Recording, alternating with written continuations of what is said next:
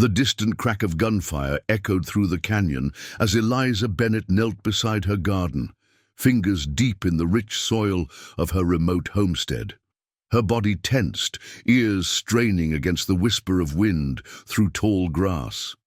Another shot rang out, closer this time, followed by the thunder of hoofbeats.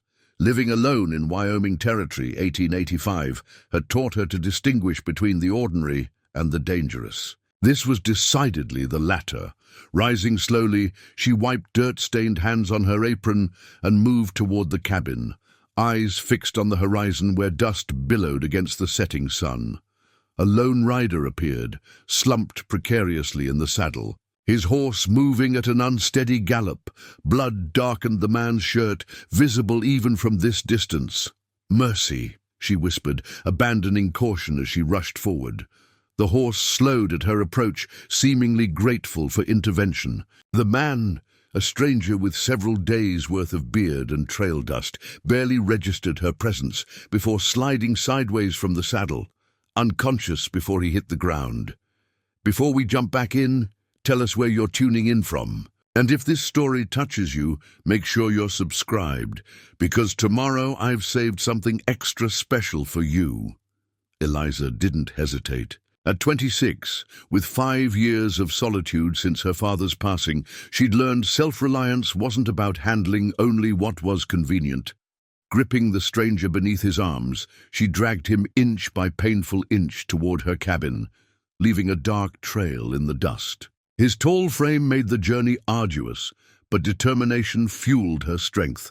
Inside, she cleared her kitchen table with one sweep of her arm and hefted him onto the sturdy oak surface. A quick assessment revealed a bullet wound in his left shoulder, still oozing blood.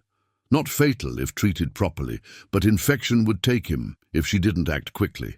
"You picked the wrong valley to get yourself shot in," she muttered, cutting away his shirt with shears. The stranger remained unresponsive, his breathing shallow but steady. Beneath the blood and dirt, his features were striking, strong jawline, dark brows, and a face weathered by sun and wind rather than age. She guessed him to be in his early 30s. Working methodically, Eliza cleaned the wound, extracted the bullet with steady hands, then stitched and bandaged him with the skill of someone who'd treated her share of injuries. When satisfied with her work, she managed to move him to her father's old bed, where he remained unconscious through the night. Dawn brought fever. The stranger tossed restlessly, mumbling incoherently about cattle, property lines, and someone. Named Jackson, Eliza bathed his forehead with cool cloths, forced water between his lips, and wondered what circumstances had delivered this man to her doorstep. His belongings offered few clues. Quality boots worn from hard use. Expertly tooled gun belt, holding a Colt revolver that had seen better days but was clearly well maintained. No identifying papers, just a pocket watch with the initials MR engraved on the back. On the third day, the fever broke. Eliza was dozing in a chair beside the bed when movement startled her awake. The stranger's eyes, an unsettling shade of blue, were open and alert, fixed intently on her face. "Where am I?" His voice was rough from disuse, but carried an undeniable authority. "My homestead, Shadow Creek Valley." She straightened, suddenly aware of her rumpled appearance. "You've been unconscious for 3 days." He attempted to sit up, wincing as pain registered. "The men who were following me? There's been no one." Eliza pressed him gently back against the pillows. "Just you and your horse. I stabled him. He's fine." Relief flickered across his features before his expression hardened again. "I need to get to Thornton Ridge. There's business I can't delay." "The only place you're going is back to sleep," she countered firmly. "That shoulder needs time to heal properly, unless you fancy losing the arm to infection." A ghost of a smile touched his lips. "Are all angels this bossy, or just you?" "I'm no angel. Just someone who doesn't want a dead man in her house." Despite her stern tone, Eliza found herself returning his smile. "I'm Eliza Bennett, Matthew Ryder." He studied her with newfound interest.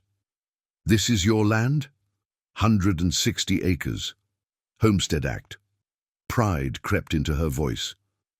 "My father staked the claim 7 years ago, been mine alone these past 5. Something shifted in his expression, surprise, perhaps respect. "A woman running a homestead solo? That's unusual." "So is a man getting himself shot and delivered to my doorstep," she retorted. "Yet here we are." Matthew's laugh turned into a grimace as his wound protested. "Fair point, Miss Bennett." Over the next several days, as strength gradually returned to Matthew's body, an unexpected rhythm developed between them. He was a man, accustomed to giving orders, that much was clear, but he seemed to find her independence refreshing rather than threatening. For her part, Eliza discovered she enjoyed having someone to talk with after years of solitude. She learned he was a cattleman, traveling to finalize a land purchase. The men who shot him were rustlers he'd confronted on the trail. What he carefully avoided explaining was why rustlers would risk murder rather than simply stealing unattended cattle, or why a simple cattleman carried himself with such natural authority. "You're healing well," Eliza observed one evening as she changed his bandage. "Another week and you'll be fit to travel." Matthew caught her wrist gently, his calloused fingers warm against her skin. "You've shown me exceptional kindness, Miss Bennett. I won't forget it." Something in his tone made her heart quicken. Anyone would have done the same. "No," he said softly, "they wouldn't." His eyes held hers for a moment too long before releasing her wrist.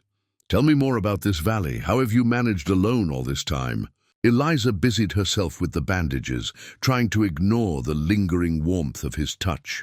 "It hasn't been easy, but this land, it gets into your blood. My father taught me everything. How to hunt, farm, repair what breaks." She glanced toward the window where twilight painted the distant mountains purple. "The isolation is difficult sometimes, but there's freedom here I wouldn't trade for anything. No thoughts of selling, moving somewhere with more people?" The question seemed oddly specific. Eliza frowned. "Never. This is my home." Matthew nodded, his expression unreadable. "It's beautiful country." "The most beautiful," she agreed, relaxing. "Again, though I hear Thornton Ridge is growing quickly, almost a proper town now, with the railroad spur coming through." "Yes." Matthew's voice had cooled noticeably. "Progress marches on." Before Eliza could question his sudden shift in mood, a distant sound caught her attention, hoofbeats approaching, multiple riders. Fear prickled along her spine as she moved to the window. "Expecting visitors?" Matthew asked, already reaching for his gun belt hanging nearby. "Never." Her voice was barely a whisper as she counted the approaching riders. 5 men, coming fast. Matthew was on his feet in an instant, suppressing any sign of discomfort as he checked his revolver. "Get away from the window. These may be the same men who shot me. But why would they—" "Eliza!" Her name on his lips stopped her cold. "There's something I need to tell you about who I really am." The riders were close enough now that their shouts carried on the wind. Eliza's blood ran cold as she recognized a name repeated with unmistakable menace. "Ryder. We know you're in there, Ryder." She turned to Matthew, confusion and the first spark of betrayal in her eyes. "What have you brought to my door?" Preparing and narrating this story took us a lot of time, so if you are enjoying it, subscribe to our channel. It means a lot to us. Now, back to the story. Matthew's face hardened with determination as he positioned himself between her and the door. "I'm sorry I wasn't honest from the start. My name is Matthew Ryder, but I'm not just a cattleman." He met her gaze directly. I own the Ryder Cattle Company and half the territory rights from here to Thornton Ridge. The implication hit her like a physical blow. Half including this valley. Before he could answer, the riders pulled up outside, guns drawn. A commanding voice called out, "Matthew Ryder, Jackson Thornton sent us to finish what we started. Come out now, or we burn this place to the ground with you in it." Matthew's fingers tightened around his revolver as he looked at Eliza, regret mingling with steel resolve in his eyes. "Stay back," he warned quietly. "This ends now." Eliza's mind raced, piecing together fragments of understanding. Matthew's questions about her land, his obvious wealth despite his simple appearance, the determination of men willing to commit murder. The shadows of larger forces at play loomed over her small homestead, and at the center stood this man she'd saved, a man who might own the very ground beneath her feet. "Who is Jackson Thornton?" she whispered, even as the men outside began to circle her cabin. Matthew's expression darkened. "My former partner, and if I don't stop him, he'll destroy everything in this valley, starting with you." Eliza's hand slipped beneath the loose floorboard near the hearth, extracting her father's Winchester repeating rifle. The familiar weight settled against her shoulder as she wordlessly positioned herself at the second window. "What are you doing?" Matthew hissed, his broad shoulders tensing beneath his half-buttoned shirt. "My land, my fight," steel edged her voice. "You're in no condition for a standoff." Outside, boot heels crunched on gravel as the men spread out around the cabin. Lamplight caught the glint of a rifle barrel through the gathering dusk. "I count." "5," she whispered. "2 at the front, 1 at the back door, 2 circling the perimeter." Matthew's eyes widened with newfound appreciation. "You've done this before." "Twice." Rustlers thought a woman alone made easy pickings. Her smile was sharp as a knife's edge. They were mistaken. A heavy fist pounded the door. "Last chance. Ryder, Thornton wants what's his." Matthew moved to Eliza's side, close enough that she caught the scent of his skin, soap from his morning wash, and something indefinably male. "Jackson Thornton and I built the cattle company together," he murmured. "But he wasn't satisfied with legitimate business. Started running protection schemes, forcing smaller ranchers to sell at fractions of fair value. And you objected?" Eliza kept her eyes trained on the window while her mind raced, calculating angles, distances, possibilities. "I dissolved our in partnership 3 weeks ago, took half the holdings, the legal half." Matthew's jaw tightened. "He ambushed me on the trail. Would have killed me if not for my horse spooking at the gunfire." The lead man outside gestured impatiently. A lantern, shattered against the cabin wall, kerosene flames licking hungrily at the aged timber. "They're burning us out." Eliza's body tensed, years of hard work and memories threatening to ignite with her home. Matthew's hand closed over hers, steadying the rifle. "I need you to trust me. Can you hit the water barrel from here?" "In my sleep," she replied, her finger already finding the trigger. "On my signal, put a bullet through it, then stay low." He moved toward the door, revolver held loosely at his side. "And Eliza? Whatever happens, remember, I never intended harm to you or your land." Before she could question him, Matthew raised his voice. "Hold your fire, I'm coming out." The sudden silence outside was more unnerving than the threats. Matthew twisted the doorknob slowly, every movement deliberate. As the door swung open, he stepped onto the porch, his wounded shoulder draped in shadow, his gun hand clearly visible but unthreatening. "Looking for me, gentlemen." His voice carried a calm authority that transformed him. Gone was the recovering patient. In his place stood a man accustomed to command. The leader, a hook-nosed man with a cruel twist to his mouth, stepped forward. "You've led us on quite a chase, Ryder. Thornton's patience has run out." Jackson never had patience, Vance, just greed and a talent for hiring men with more loyalty than sense. Matthew's gaze swept over the assembled gunmen. "You do realize He can't pay you if he's hanging from a gallows for attempted murder. Uncertainty flickered across Vance's face. You can't prove anything, can't I? Matthew's smile was cold as mountain water. The territorial governor is an old friend. 3 telegrams went out before I left Cheyenne. If I don't arrive in Thornton Ridge by week's end, the marshals will know exactly where to start looking. A shorter man with a pockmarked face spat into the dirt. He's bluffing. Am I, Ellis? Are you willing to bet your neck on it? Matthew shifted his weight, a subtle movement that drew all eyes to him and away from the window where Eliza waited. Now! The Winchester cracked sharply.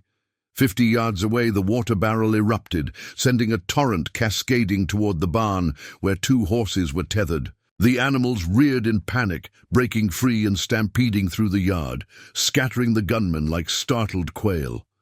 In the chaos, Matthew dropped to one knee, his Colt barking twice. The first shot sent Ellis's pistol spinning from his hand. The second tore through Vance's gun belt, dropping it uselessly to the ground. Next one puts daylight through whoever moves. Matthew's command froze the men where they stood. Eliza emerged from the cabin. Winchester trained steadily on the remaining men. Lamplight caught the amber highlights in her chestnut hair, loose now around her shoulders like a battle flag. "Your knees, hands behind your heads," she ordered, advancing with the confidence of someone who knew exactly how much pressure would collapse a trigger. Vance's eyes blazed with hatred, but he complied. "Thornton will hear about this woman. Count on it," Matthew replied, collecting their weapons with methodical precision, despite the pain evident in the tightness around his eyes. "In fact, I'm hoping you'll deliver a message personally." Within minutes, the men were bound hand and foot, secured to the front porch supports with lengths of rope Eliza had fetched from the barn. Only Vance remained partially free, his hands tied before him. "Here's what happens now," Matthew said, his voice carrying the weight of judgment. "You, Vance, will take a message to Jackson. Tell him Matthew Ryder is coming to settle accounts legally. Tell him every act of violence, every threat, every unlawful seizure is documented. Tell him the territorial governor has the papers in a sealed envelope." Vance sneered. "And if I choose a different message?" Matthew knelt before him, their faces inches apart. "Then you'll never make it back to Thornton Ridge. The trail has a way of swallowing men who make poor choices." He cut Vance's ankle bindings with a single slash. "Ride straight through. Your friends will be comfortable enough until the marshal collects them tomorrow." After Vance disappeared into the darkness, Eliza finally allowed herself to tremble, the reaction she'd suppressed during the confrontation washing through her body like ice water.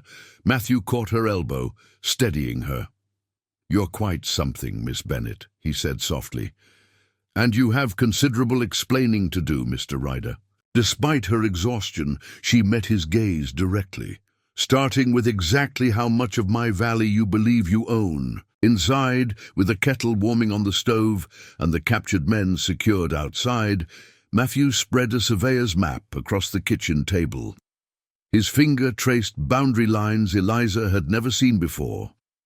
"The Thornton Ryder holdings begin 3 miles. East of here," he explained.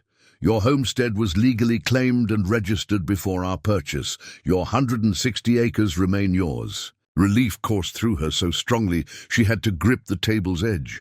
"Then why your questions about selling? Why did those men come here?" Matthew's expression darkened. "Because Jackson has been systematically acquiring or terrorizing people. Off every parcel surrounding the main holdings. He's damming streams, rerouting cattle to destroy crops, making life impossible for small landowners." "And you allowed this?" Anger replaced her relief. "I didn't know," Matthew answered, his voice tight with self-recrimination. "I handled finances and contracts from our Denver office. When rumors reached me, I rode out to see for myself." He met her gaze. "What I discovered sickened me. Nearly 30 families driven out through violence or intimidation. Eliza absorbed this, her mind connecting previously scattered pieces. The Petersons who left last winter, the Wilkinsons in early spring. They claimed it was illness, family back east. They were afraid. Jackson's men made clear what would happen if they shared the real reasons. Matthew's hand closed into a fist atop the map. I confronted him 3 weeks ago, dissolved our partnership, took half the legal holdings in exchange for my silence about his methods. He clearly didn't accept your terms. No, he wants it all. The cattle operation, the land, the water rights. Matthew's expression softened as he looked at her. Your valley sits at the headwaters of 3 streams that feed the entire region. Control the water. Control everything. Eliza finished. The realization of how vulnerable her isolated paradise truly was settled like a stone in her stomach. A muffled shout from outside broke the tension. Matthew moved to the window, checking their prisoners before returning to the table. I need to reach Thornton Ridge, he said, finality in his tone. End this properly, with the law on my side. Your wound is healing well thanks to you. His smile carried warmth that reached his eyes. But I won't risk bringing more danger to your door. Eliza studied him, weighing the man she'd come to know against the powerful cattle baron he'd revealed himself to be. Then I'm going with you. Matthew's eyebrows rose. That's not necessary. Perhaps not. But I've watched my neighbors disappear one by one. Lived with unease I couldn't name. Her decision crystallized with each word. If this Thornton is poisoning our region, I want to look him in the eye when he's brought down. It could be dangerous. More dangerous than facing down 5 gunmen. And from my front porch, challenge sparked in her eyes. Besides, you can barely mount a horse without reopening that wound. You need me. Something shifted in Matthew's expression. Respect mingled with another emotion Eliza wasn't prepared to name. It seems I do, Miss Bennet. Dawn found them riding eastward, the morning sun at their backs. They'd left the prisoners secured but comfortable, with a note nailed to the porch post directing the marshal to Thornton Ridge. Eliza had packed efficiently, clothing, supplies, her father's rifle, her movements betraying no hesitation about leaving the homestead she'd guarded so fiercely. Will your land be safe while you're gone? Matthew asked as they crossed a shallow stream, their horses picking carefully across the rocky bottom. Mrs. Gunderson and her sons will check on it. At his questioning look, she smiled. Not everyone left the valley. Some of us are too stubborn. I'm counting on that stubbornness, he replied, his eyes crinkling at the corners. They rode in companionable silence until the terrain began to change, the open valley giving way to more broken country, rocky, outcroppings and stands of pine that provided welcome shade from the strengthening sun. We should reach Miller's Creek by nightfall, Matthew said, adjusting his position to ease his shoulder. There's a way station there. Beds, hot food. Sounds like luxury after my cabin. Eliza tried for lightness, but something in her tone betrayed her underlying anxiety. Matthew reined his horse closer to hers. Having second thoughts? Not about coming with you. She met his gaze directly. But I've left my home exactly twice in 5 years. The world beyond the valley feels overwhelming. She nodded, grateful for his understanding. We make a pair, he mused. You, afraid to leave your land. Me, unable to stay in one place long enough to call anywhere home. Unable or unwilling? The question slipped out before she could reconsider. Instead of offense, Matthew's face showed thoughtful consideration. Perhaps both. My father built his ranch from nothing, only to lose it to drought and bad loans. I swore I'd never be vulnerable that way. So you built an empire instead. An empire of paper and contracts. His smile held no humor. Not a single acre that truly felt like mine. The revelation hung between them, bridging the vast differences in their circumstances with unexpected understanding. Eliza opened her mouth to respond when the crack of a rifle shot shattered the stillness, sending birds scattering from nearby trees. Matthew's reaction was instantaneous, his body shielding hers as he dragged them both from their saddles. They hit the ground hard, rolling into the cover of a rocky outcropping as another shot sent stone chips flying. "Are you hit?" His hands moved over her quickly, checking for injury. "No!" Eliza's heart hammered against her ribs as she pressed against the cold stone. "Thornton's men again?" Matthew's expression hardened as he drew his revolver. "Not likely. Different direction, different approach." He peered carefully around their shelter, then ducked back as another shot pinged nearby. "Shoot her in the rocks above the trail. Just one, from the sound of it." "Hold your fire," a voice called from the distance. "That's far enough, strangers. This is Carson land." Matthew and Eliza exchanged glances of surprise rather than fear. "The Carsons left months ago," she whispered. "Sold their claim and headed to California." Matthew's eyes narrowed with sudden understanding. "Jackson," he muttered. "He's been installing his own men on abandoned homesteads, creating a network of control points." He raised his voice. "We're peaceful travelers heading to Thornton Ridge." "Then you can go around Carson land," the voice replied. "Circle south and join the main trail." "That would add 2 days to our journey," Eliza whispered, frustration evident. Matthew nodded grimly. "Exactly their intention. Delay us long enough for Vance to reach Jackson with warning." Eliza's mind raced, recalling the terrain from her father's old maps. "There's another way," she said suddenly, "through Blackwater Canyon. It's rough country, but it would put us ahead of the main trail by nightfall." "Blackwater's impassable," Matthew countered. "Sheer cliffs, no trail." "For most, yes." A slow smile spread across Eliza's face. "But my father and I found a route. Years ago, hunting elk. It doesn't appear on any map." Understanding dawned in Matthew's eyes. "You're just full of surprises, aren't you?" "You have no idea, Mr. Ryder." She glanced at their horses, still standing nervously nearby. "Can you provide?" "Covering fire while I get to them." Matthew's admiring expression was answer enough as he readied his Colt. "On my signal, then." As they prepared to make their move, Eliza realized that for the first time in years she felt truly alive, heart racing with something other than fear, purpose driving her beyond mere survival. Whatever awaited them in Thornton Ridge, her life had already irrevocably changed the moment Matthew Ryder had fallen, bleeding at her feet. Blackwater Canyon earned its name, honestly. Sheer walls of obsidian rock rose on either side of a stream so dark it resembled flowing ink.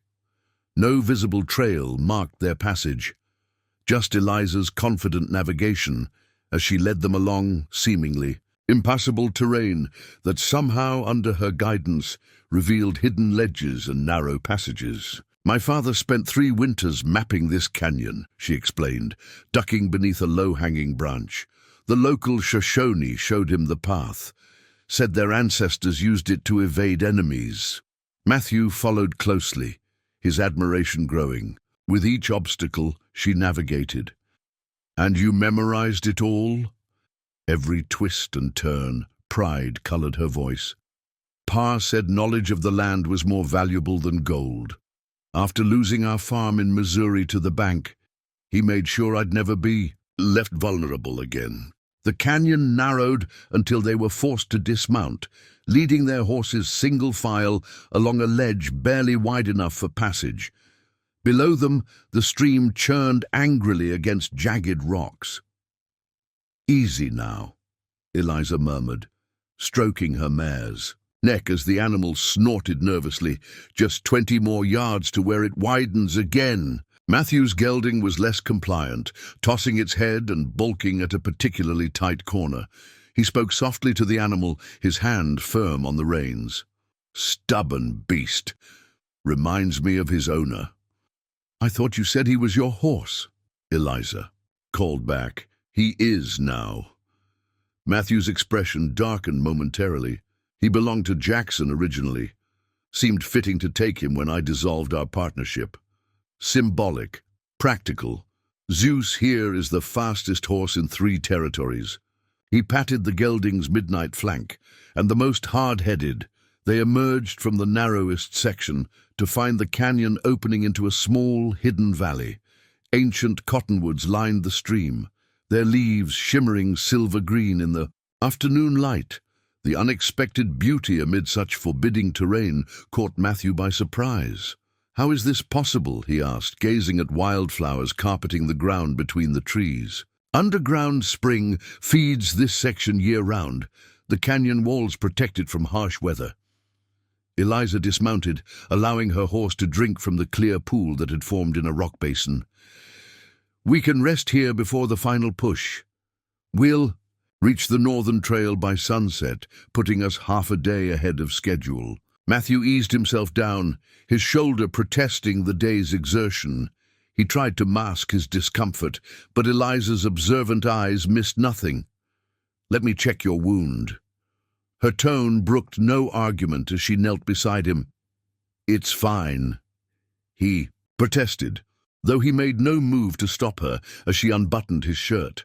Her fingers were cool against his skin as she carefully removed the bandage. The bullet hole was healing cleanly, the angry red fading to pink around the neat stitches she'd placed. "You're lucky," she said, applying fresh salve from a small tin she carried.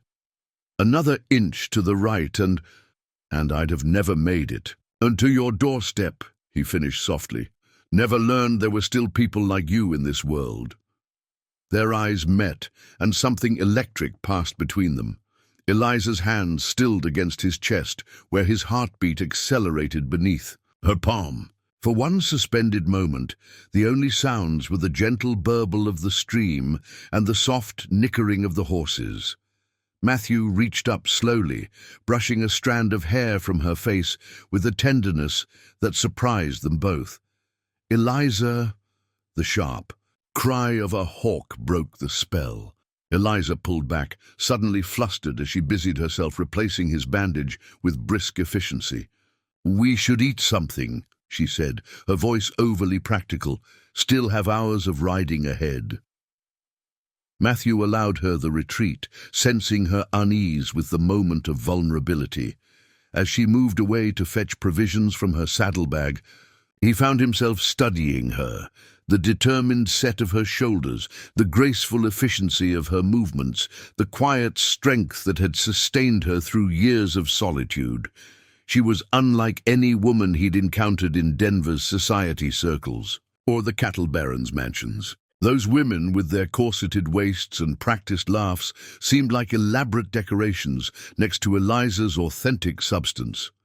"Here," she returned, offering jerked venison and hard biscuits. "Not fancy, but it'll keep us going."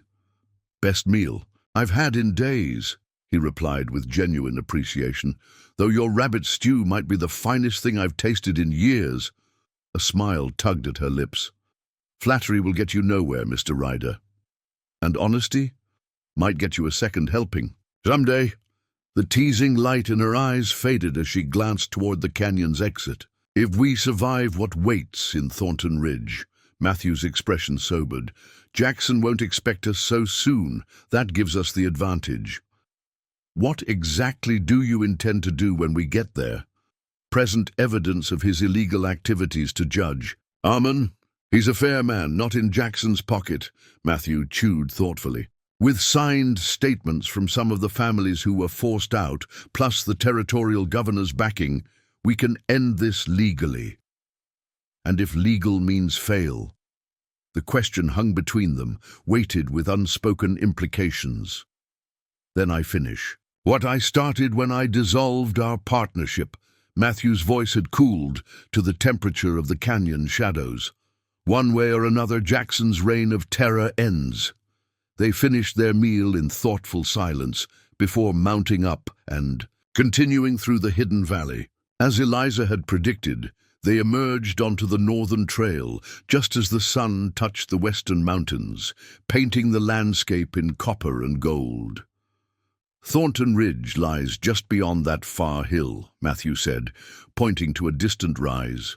We could push on, arrive after nightfall, or make camp and approach at dawn with clear heads and rested bodies, Eliza suggested. Tactical advantage. Matthew's eyebrows rose with surprised approval. You sound like a military strategist. Just common sense. My father fought for the Union, taught me to never engage when tired, if you have a choice. Your father sounds like a wise man. He was. A shadow of old grief crossed her features. Fever took him in the end. Not bullets. Somehow that seemed unfair, after all he'd survived. Matthew understood loss in ways few others might. The hollow ache that never fully disappeared, just became familiar enough to carry. Without conscious thought, he reached across the space between their horses and touched her hand briefly. We'll camp, he decided. Dawn approach it is.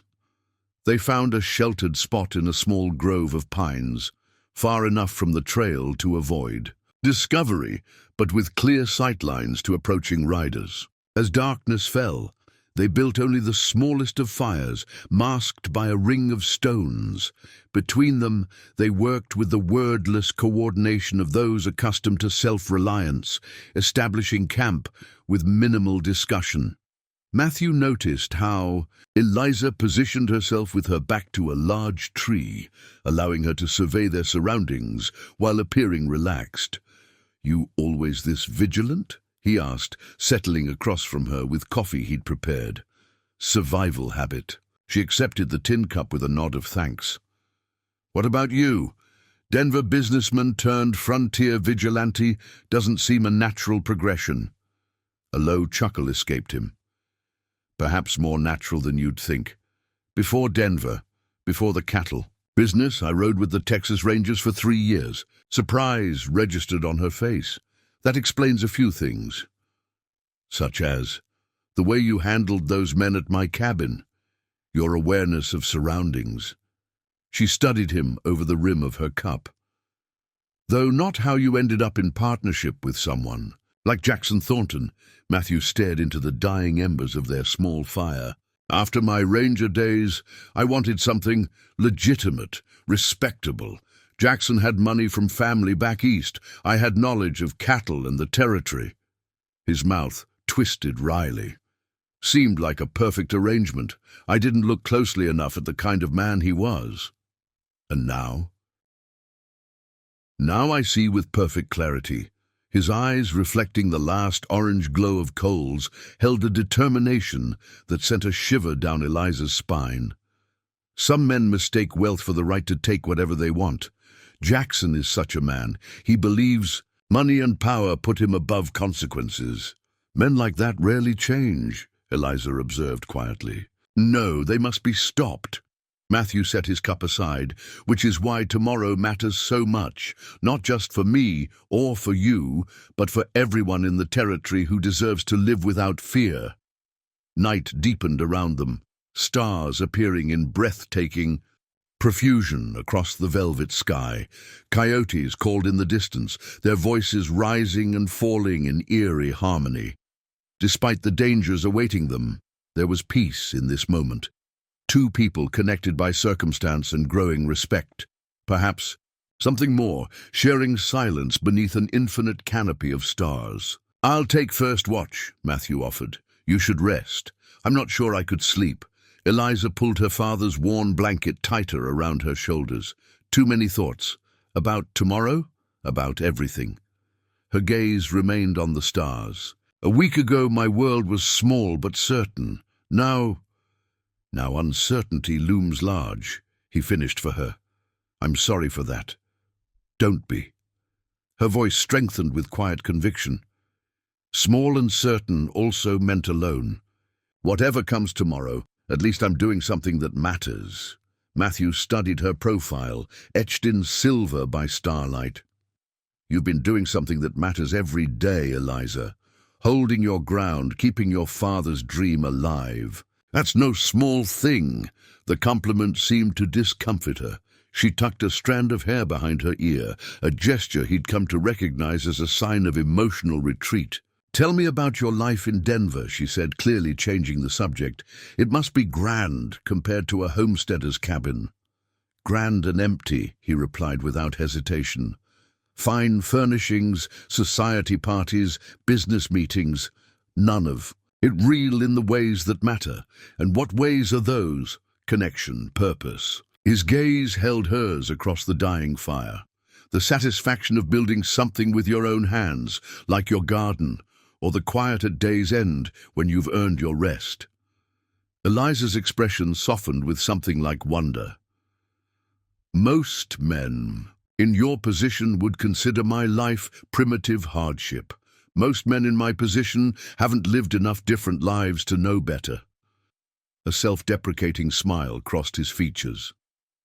"Cowhand, ranger, businessman, now fugitive of sorts. Each taught me something about what matters, and what matters most." The question emerged barely above a whisper. Matthew considered her question with the seriousness it deserved. Freedom, not just to do as you please, but to live according to your own truths, to sleep soundly because your actions align with your conscience. His answer seemed to resonate deeply with her. Eliza nodded slowly, her expression thoughtful as she gazed back up at the stars. "That's why I could never leave my land," she admitted. "Not because I'm afraid of the wider world, but because there I know exactly who I am. Every tree, every hill, every changing season, they're all part of me now." "I envy that certainty," Matthew said softly. Their conversation drifted into comfortable silence. Eventually, despite her protests, Eliza's exhaustion claimed her. She drifted to sleep wrapped in her blanket, her breathing deepening into the rhythm of slumber. Matthew watched over her, his mind filled with conflicting emotions.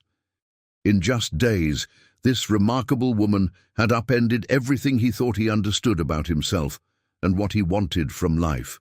The empire he'd built seemed hollow compared to what she'd created, a true home, a place of belonging. Dawn was still hours away when a sound pulled Matthew from his contemplation. The distant but unmistakable approach of riders, moving with deliberate stealth toward their position. He moved silently to Eliza's side, covering her mouth gently with his hand as he woke her. Her eyes flew open, instantly alert, questioning. "Riders," he breathed against her ear. "At least 4, coming from the direction of Thornton Ridge." She nodded once, slipping from beneath her blanket with fluid grace. No wasted movements, no panic. Just the calm efficiency he'd come to admire as she gathered her rifle and moved to a better vantage point. "How did they find us?" she whispered as they crouched behind a fallen log, peering into the darkness where pinpricks of torchlight now bobbed between distant trees. "They didn't," Matthew replied grimly. "They're sweeping the area, checking all approaches to town. Jackson must have every hired gun for 50 miles patrolling." He checked his revolver, the familiar weight providing cold comfort. "This changes our plans." Eliza's eyes gleamed with determination in the starlight. "We need a different approach entirely. We need to retreat until—" "No," she cut him off, her voice low but firm. "Retreat gives Jackson more time to prepare, but a frontal assault is suicide." The approaching lights grew steadily brighter. They had minutes at most before discovery. "What do you suggest?" Matthew asked, recognizing the strategic thinking in her expression. Eliza's smile was barely visible in the darkness, but it carried an edge of daring that transformed her entire countenance. "You said Jackson thinks of himself as untouchable. Men like that develop blind spots." Her voice gained conviction with each word. "We don't ride into Thornton Ridge as ourselves. We ride in as precisely what he won't suspect." Matthew's brow furrowed momentarily before understanding dawned. A deception. More than that. Eliza's eyes sparkled with intelligence and resolve. An infiltration that gives us access to everything we need. but we'll have to separate, approach from different directions. As the riders drew ever closer, Eliza outlined a plan so audacious, so perfectly aligned with Jackson's weaknesses, that Matthew found himself nodding with growing admiration. It was dangerous, perhaps more so than a direct confrontation, but it offered something precious, the element of surprise. It could work, he admitted, glancing toward the approaching search party. But the risk to you is mine to take, she finished firmly. You risked your life exposing Jackson's crimes. This is my territory too, my fight now. The conviction in her voice left no room for argument. Matthew studied her face in the faint starlight, memorizing every detail as if it might be the last. Time he saw her this way, fierce, determined, breathtakingly alive in the face of danger. 2 days, he agreed finally. If we're not both successful by then, we will be. Her certainty was a tangible force. The search party was close enough now that they could hear muffled voices, the occasional clink of metal against saddle. We need to move. Now. Matthew gathered their essential supplies with swift efficiency, while Eliza extinguished all traces of their small fire. As they prepared to separate, each taking a different escape route, Matthew caught her arm. Words seemed suddenly inadequate against the magnitude of what they faced. Instead, he pulled her close in one fluid motion, his lips finding hers in a kiss that contained all the unspoken emotions that had built between them. Respect, admiration, the beginnings of something deeper. For a heartbeat, she froze in surprise, then melted against him, returning the kiss with equal fervor. When they parted, breathless and wide-eyed, the approaching lights seemed to have frozen in place, as if even time had suspended for their moment of connection. For luck, Matthew whispered, his voice rough with emotion. Eliza's fingertips traced his jawline, her touch searing its memory into his skin. We make our own luck, Matthew Ryder. I'll see you in Thornton Ridge. Then she was gone, disappearing, into the darkness with her horse as silently as a shadow. Matthew watched the space where she had been for one precious second before mounting Zeus and heading in the opposite direction. Behind them, the search party erupted in shouts as they discovered the abandoned campsite. But by then, both riders were well beyond reach, each carrying half of a dangerous plan and the full measure of newfound purpose that transcended mere survival or revenge. Thornton Ridge awaited, and with it, a confrontation that would determine not just their futures, but the future of the entire territory and everyone who called it home. Thornton Ridge had transformed from a sleepy cattle stop into a boomtown within 2 years. False-fronted buildings lined the main street, their fresh paint gleaming in the morning sun. A half-constructed railroad depot dominated the eastern edge, swarming with laborers despite the early hour.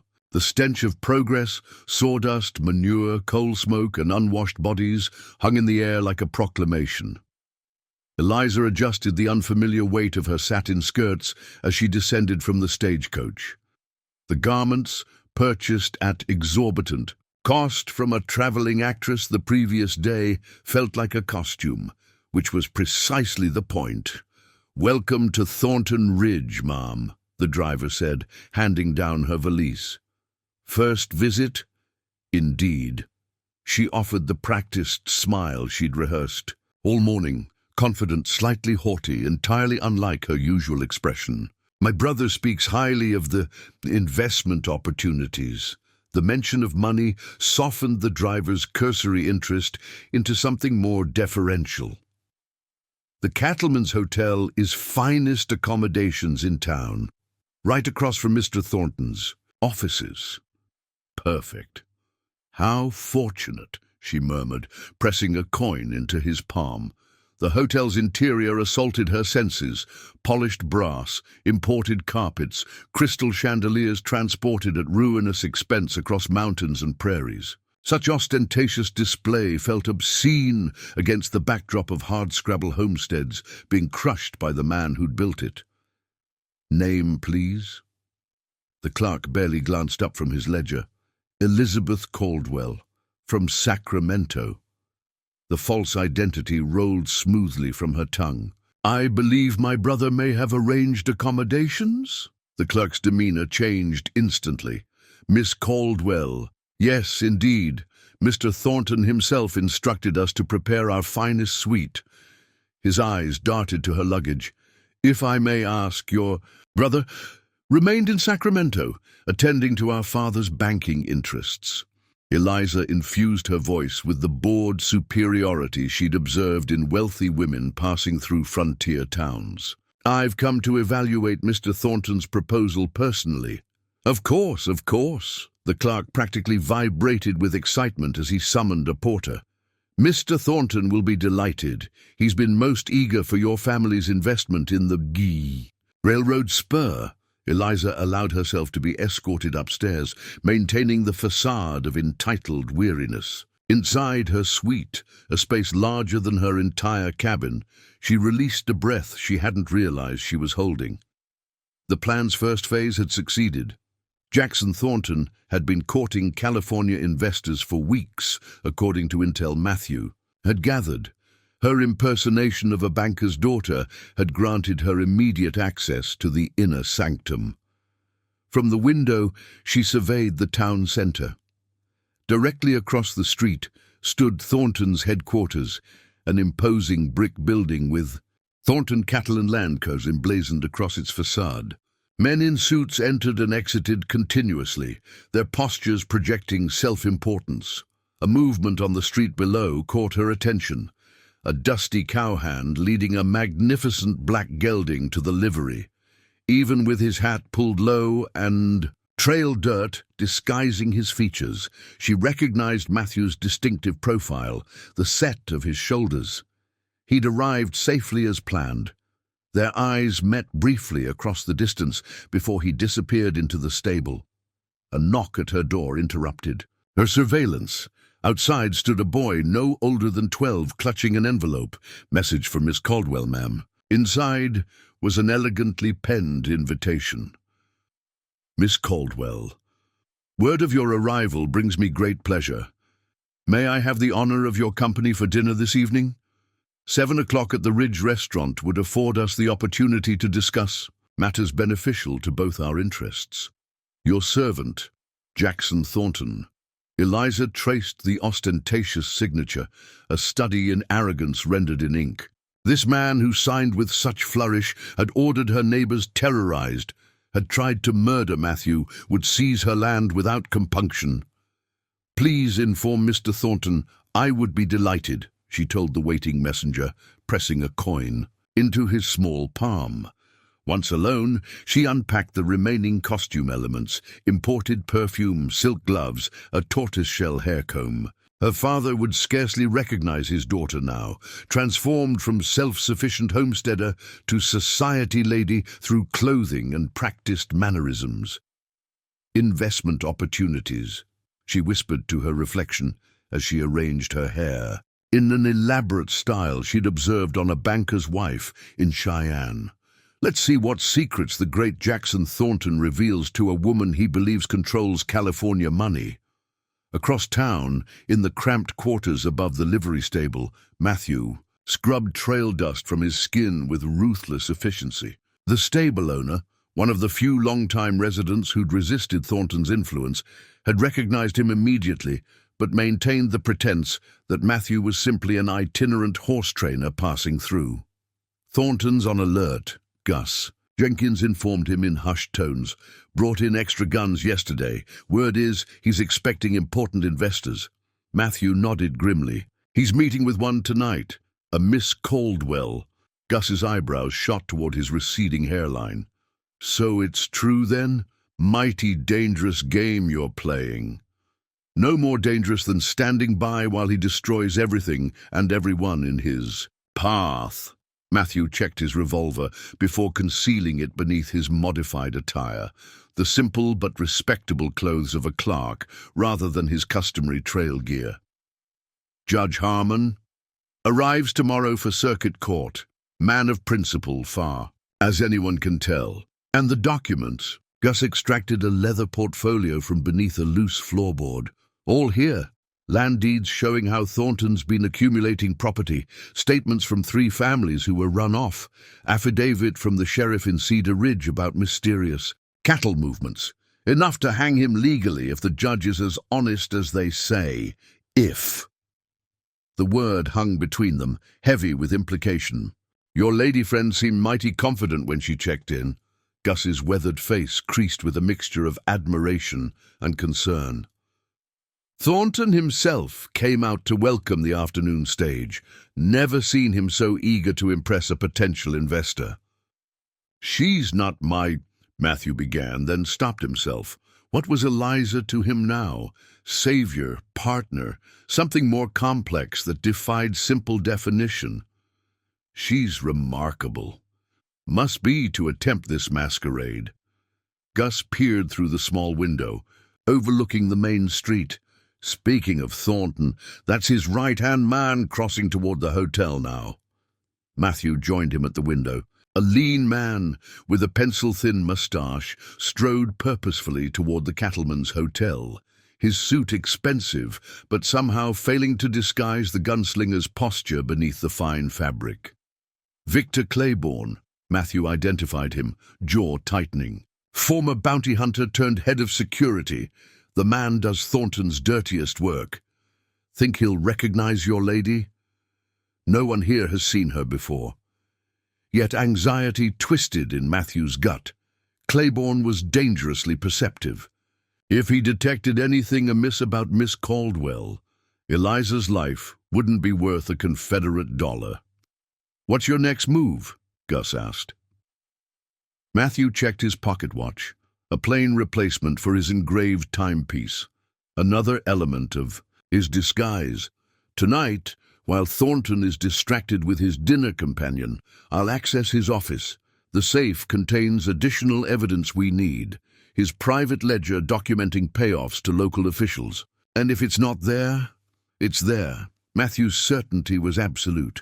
Jackson always kept meticulous records of his blackmail material. Insurance, he called it. Man's confidence will be his undoing, Gus observed. His arrogance, Matthew corrected. There's a difference.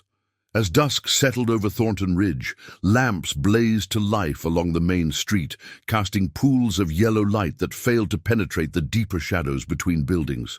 Matthew observed from these shadows as Jackson Thornton himself emerged from his office building, immaculately dressed in an evening suit that would not have looked out of place in New York or San Francisco.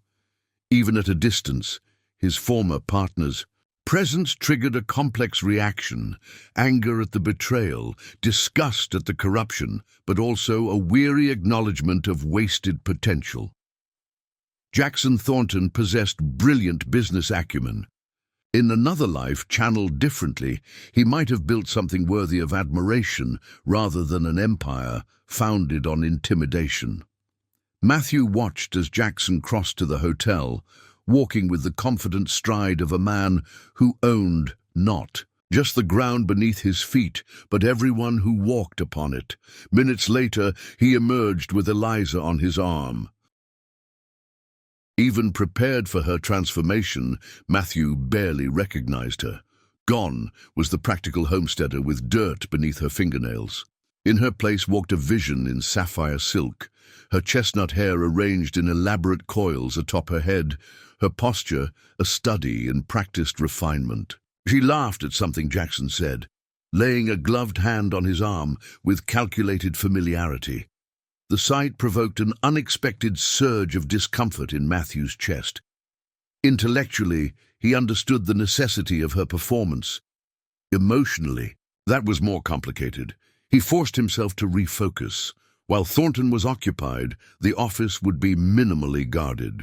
This was their opportunity. The Ridge restaurant occupied the hotel's ground floor, its plate-glass windows allowing passers-by to observe the town's elite at their evening ritual.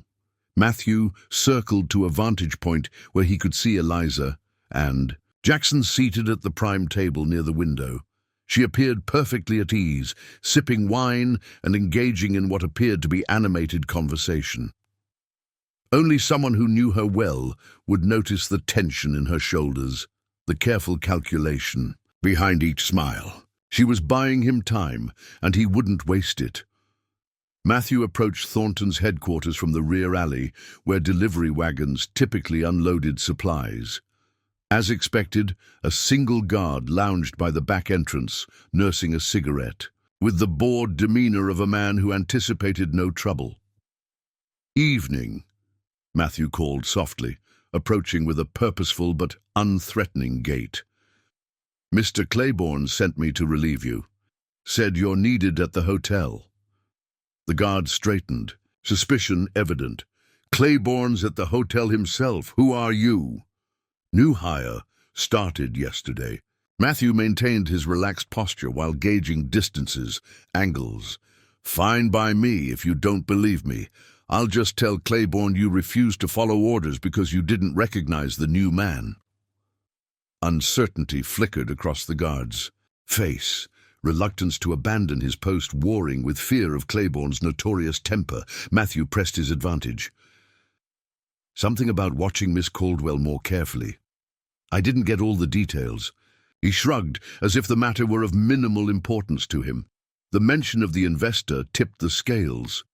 "Damn it, why didn't Claiborne tell me himself?" The guard tossed his cigarette aside. "You armed?" Matthew revealed the revolver at his hip. "Standard issue." With a last suspicious glance, the guard surrendered his position. "Back office is locked up special tonight. Nobody goes in, understand?" Crystal clear.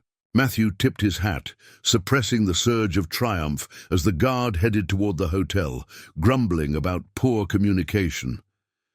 The instant the man disappeared around the corner, Matthew extracted a ring of keys from his pocket, duplicates made years ago during his partnership with Jackson. His knowledge of the building's layout provided another advantage as he slipped inside, navigating the darkened corridor toward the main office at the building's heart.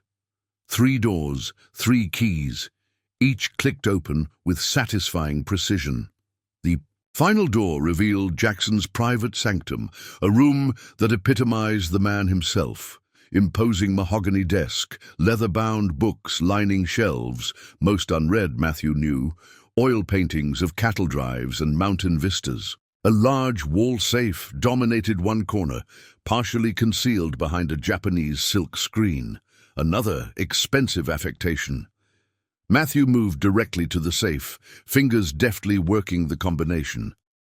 The mechanism had not changed since his departure. Jackson's belief in his own invulnerability extended even to such security matters. The safe door opened with barely a whisper of sound, revealing stacks of documents, cash, and, most valuable for their purposes, a red leather ledger book. Matthew extracted it carefully, confirming its contents with a swift perusal. Each page detailed payments, recipients, and the specific favors purchased. Judges, land office officials, territorial representatives, Jackson had corrupted them all. A noise in the outer office froze him in place. Footsteps, too heavy for a clerk's, approached with deliberate purpose. Matthew silently closed the safe, ledger secured inside his jacket, and assessed his options. The window offered no escape route, a 15-foot drop to hard-packed earth. The door he'd entered through would lead directly into the path of whoever approached. That left only one alternative. Matthew slipped behind the heavy velvet curtains flanking the window, pressing himself into the corner where shadow was deepest. From this vantage, he could see a sliver of the room through the curtain's edge. The door opened. Victor Claiborne entered, followed by a man Matthew didn't recognize, expensively dressed with the florid complexion of someone accustomed to rich food and heavy drink. "Thornton keeps his special files in here," Claiborne was saying, moving toward the safe. "Once we have the papers, your client's land problem disappears." "My employer expects discretion," the stranger replied, his accent marking him as Eastern, possibly Boston. "The railroad consortium can't be connected to any irregularities." Irregularities. Claiborne's thin smile conveyed volumes as he worked the safe's combination. "That's what we're calling it now? Removing stubborn homesteaders who refuse fair purchase offers?" The terminology is irrelevant. Results are what matter. The spur must be completed by November. Claiborne swung the safe door open, then froze. His hand moved methodically through the contents, his posture stiffening. "It's gone!" "What's gone?" The stranger stepped closer. "The ledger. Thornton's insurance policy." Claiborne's voice remained controlled, but fury radiated from every syllable. "Someone's been here." The stranger retreated a step. "If that book contains what you suggested, its theft places my employer in an untenable position. It won't leave this building." Claiborne's hand moved to his hip, where a revolver rested beneath his tailored jacket. "No one enters or exits until we find it." Behind the curtain, Matthew calculated rapidly. The building would be locked down. Guards would be summoned. A room-by-room search would inevitably discover him. Worse, Eliza was still with Jackson, unaware of the developing crisis. A desperate plan formed. Matthew reached into his pocket, extracting a match and striking it against the rough wall.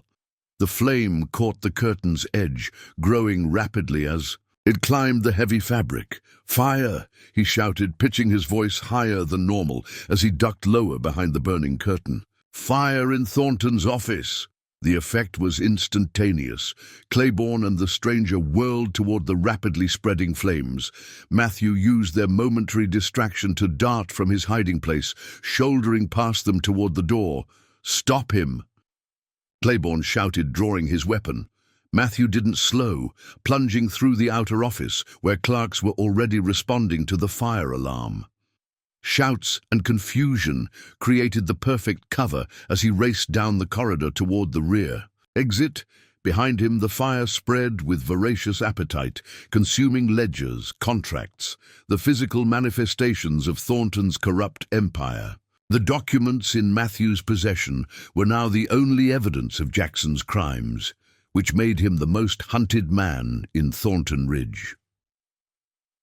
In the restaurant across the street, Eliza maintained her performance with increasing difficulty. Jackson. Thornton was more charming than she'd anticipated, his conversation ranging from European art to territorial politics with practiced ease. Only his eyes betrayed him, cold and calculating even when his lips smiled, constantly assessing her value. "The railroad will transform this region," he was saying, refilling her wineglass unbidden, "linking us directly to markets in Chicago, St. Louis. Land values will triple within 18 months, which explains your aggressive acquisition strategy." Eliza replied, deliberately provocative. Something hardened in his expression before smoothing over. "Business requires decisive action, Miss Caldwell. Hesitation breeds failure. And those who hesitate to sell their land to you eventually recognize where their true interests lie." His smile didn't reach his eyes, though some require more persuasion than others. The threat beneath his polished words sent ice through her veins, but Eliza maintained her facade. "My father always says the most valuable agreements are those where both parties feel they've won." A charming sentiment. Jackson dismissed it with a wave of his manicured hand. Reality is considerably less democratic. Winners create circumstances where others have no choice but to concede. Before Eliza could respond, commotion erupted outside, shouts, running figures. Through the window, she saw flames licking at upper-story windows of Thornton's headquarters across the street. Jackson bolted to his feet, previous charm evaporating like morning dew. "What the devil?" Victor Claiborne burst into the restaurant, his usual composure shattered. "Fire, sir! Your office and the ledger not here!" Jackson cut him off with a glance toward Eliza. But she had heard enough. The ledger, the evidence they sought, had clearly prompted this chaos. Which meant Matthew. "How terrible," she exclaimed, appropriately distressed. "Should we summon the fire brigade?" Already handling it. Jackson's attention was clearly divided, his mind racing behind a barely maintained social mask. "Miss Caldwell, I apologize for the interruption. Perhaps we might continue our discussion tomorrow. I find myself required elsewhere. Of course, she acquiesced graciously. Business demands must take precedence. As Jackson conferred urgently with Claiborne, she caught fragments of their exchange. Search every building. Find him. The ledger cannot leave town. Her pulse quickened. Matthew had succeeded in obtaining the evidence, but was now in immediate danger. Jackson turned back to her, composure partially restored. Forgive me, Miss Caldwell. A minor business emergency requires my attention. Nothing. Serious, I hope. She injected concerned interest into her voice, a disgruntled former employee attempting sabotage. His dismissive tone belied the murderous intent in his eyes. Nothing that won't be resolved by morning. He escorted her back to the hotel with perfunctory courtesy, his mind clearly elsewhere. In the lobby, he bowed over her hand. Until tomorrow. Miss Caldwell, I look forward to finalizing our arrangement. The instant he departed, Eliza hurried upstairs to her suite. Their contingency plan had dictated a specific location for emergency communication, a loose brick in the hotel's rear. Exterior wall. She would check it once she could slip out unobserved. As she closed her door, a hand clamped over her mouth from behind. She reacted instinctively, driving her elbow backward with enough force to extract a pained grunt from her assailant. "It's me," Matthew's voice rasped in her ear. Eliza spun to face him, relief washing through her body. "Thank God! I saw the fire!" "No time." His face was smudged with soot, his eyes intense with urgency. "Claiborne saw me. They're searching the town. We need to move now." "The evidence?" He patted his jacket where the ledger was concealed. "Got it. But the judge doesn't arrive until tomorrow, and we won't survive the night if we stay here." Eliza assessed their options rapidly. "My room's already been searched once. Standard procedure for visiting dignitaries," the clerk explained. "They won't check again tonight." "You can't stay. Once they connect me to the fire, they'll question everyone, especially newcomers." A knock at the door silenced them both. Matthew melted into the shadows of the adjacent dressing room as Eliza composed herself, adjusting her dress before answering.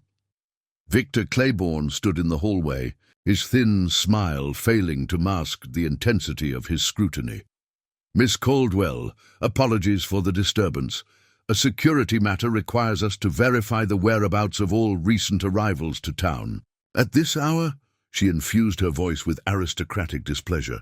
"Mr. Thornton assured me Thornton Ridge was civilized." A mere formality. His gaze attempted to penetrate the room behind her. "May I?" She drew herself up with practiced indignation. "You most certainly may not. I've traveled since dawn and am preparing for bed. Whatever ruffians you're pursuing, I assure you they're not hiding beneath my dressing table." Claiborne's eyes narrowed. "Perhaps I wasn't clear. This isn't a request." "Perhaps I wasn't clear." Eliza matched his tone precisely. "My father's investment of $50,000 is contingent upon our family being treated with appropriate respect. Shall I inform Mr. Thornton that his head of security believes me to be harboring criminals? Or perhaps I should wire my father that Thornton Ridge isn't the secure investment opportunity it was represented to be. The mention of money, particularly such a substantial sum, worked its expected magic." Claiborne's expression remained suspicious, but he inclined his head. "Slightly. My apologies for the inconvenience, Miss Caldwell. Sleep well." His gaze lingered on her face a moment too long. "Lock your door. Dangerous elements are abroad tonight." The instant he departed, Matthew emerged from hiding. $50,000. Admiration tinged his whisper. I needed a figure he couldn't ignore. She moved to the window, observing the street below where men with lanterns were systematically checking buildings. "We're trapped. Every exit will be watched." Matthew joined her at the window, his shoulder brushing hers. "Not every exit." He pointed upward. The hotel connects to the Mercantile through the attic space, old fire prevention measure. From there we can reach the alley behind the gunsmiths. How do we access the attic? Service stairs at the end of the hall. His hand found hers in the darkness, warm and steadying. But we can't leave yet, not until the search moves to the other side of town. Eliza registered their linked hands, the small intimacy grounding her amid escalating danger. How long? An hour? Maybe 2. His voice lowered further. I'm sorry for involving you in this. I involved myself. She turned to face him fully, moonlight silvering his features. And I'd do it again. Something shifted in Matthew's expression, resolve mingling with an emotion too complex to name. When this is over, we'll have time for conversations that begin that way. She squeezed his hand once before releasing it. For now, we need to prepare. With efficient movements, Eliza transformed once more, removing her elegant gown in favor of the practical clothing she'd packed beneath her society garments. Sturdy trousers, a man's shirt, boots that could handle rough terrain. She braided her hair tightly, securing it beneath a cap. Matthew changed similarly, washing soot from his face and hands in her wash basin. They moved in complementary rhythm, anticipating each other's needs without discussion, preparing weapons and provisions with the quiet competence of those accustomed to self-reliance. Outside, Thornton Ridge continued its frantic search, unaware that its quarry awaited the perfect moment to slip through its grasp, carrying evidence that would bring down the man whose name adorned the town itself. The question hung between them, laden with possibilities neither had allowed themselves to fully consider until this moment. My valley, Eliza answered slowly, testing the words against her heart's truth. The homestead, it's still home. She met his gaze directly, but I'm beginning to think perhaps it doesn't have to be a solitary one.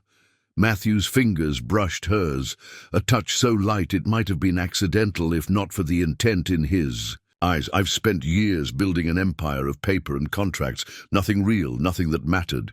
And now I understand what my father knew all along. One piece of land where you belong is worth more than 1,000 owned in name only. His voice dropped lower. If there's a place for me in that valley. The words between them remained unfinished, suspended in the rain-softened darkness. Instead of speaking, Eliza closed the distance between them, her lips finding his with the same decisive certainty with which she approached everything that mattered. His response was immediate, his hand curving against her cheek with a tenderness that belied the strength she knew it possessed. When they separated, something fundamental had shifted.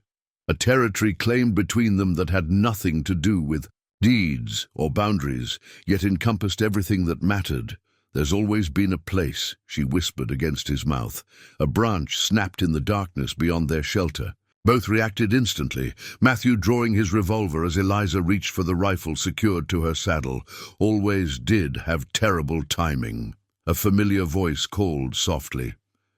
Gus Jenkins emerged from the shadows, leading his own horse, his expression grim beneath his rain-dampened hat. Sorry to interrupt, but we've got trouble. Thornton's men.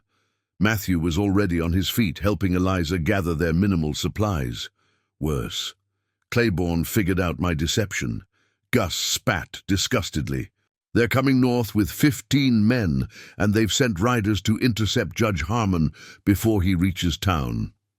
The implication struck them both simultaneously. If Thornton's men reached the judge first, they would either turn him back with some fabricated emergency or ensure he never arrived at all.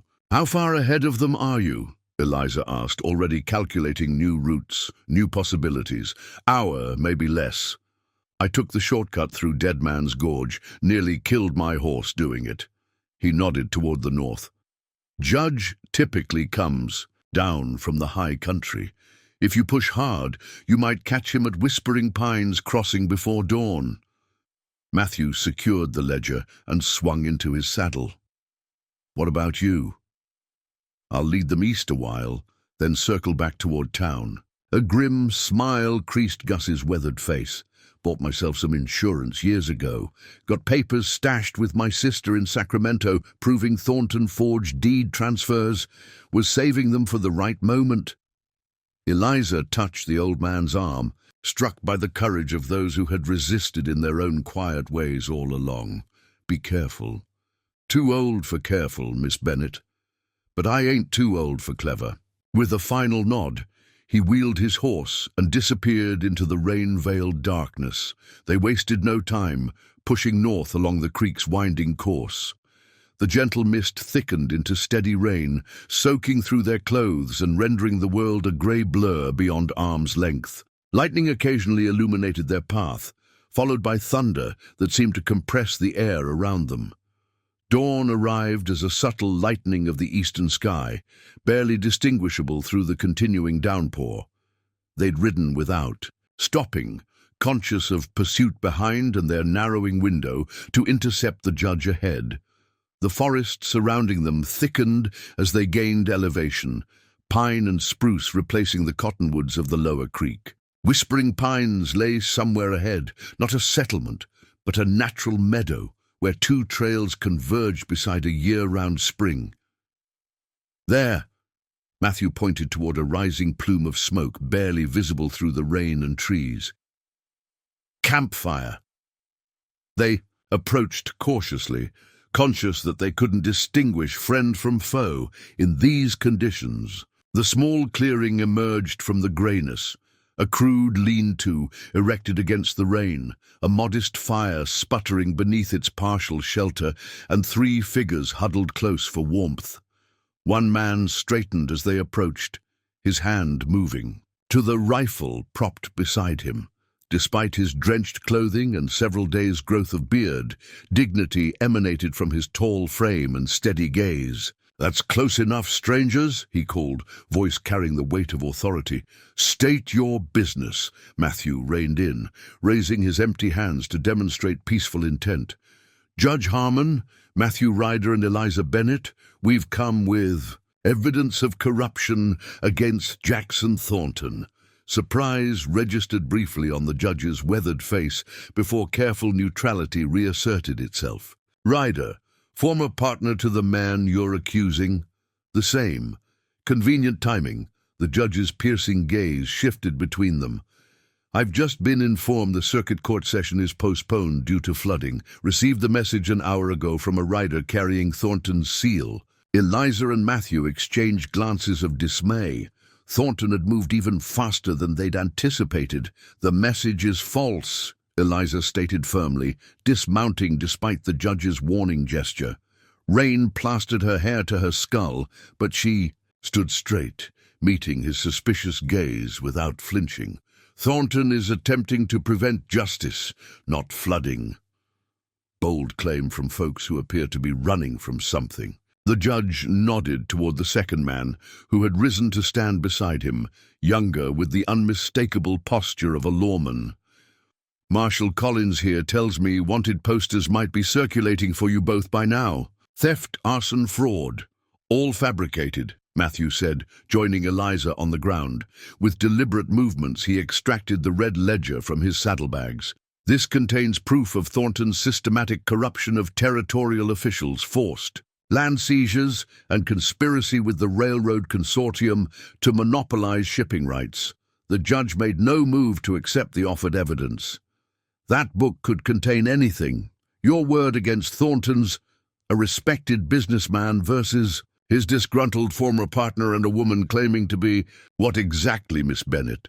"A homesteader whose neighbors have been terrorized off their land," she replied, anger sharpening her tone. "A witness to Thornton's men attempting to murder Mr. Ryder, and someone who refuses to allow corruption to destroy everything honest people have built in this territory." Something flickered in Judge Harmon's expression. Respect, perhaps, or simply recognition of her sincerity. The marshal beside him shifted uncomfortably. "Judge, we can't discount the possibility." That Thornton's message was the deception. I'm considering it, Collins. Harmon's gaze remained fixed on the ledger in Matthew's hands. Though it seems remarkably convenient that the only evidence appears after a fire destroyed Thornton's offices. Not the only evidence, Eliza countered, producing a folded paper from inside her shirt. This sworn statement from Gus Jenkins documents Thornton's systematic campaign against smaller landholders.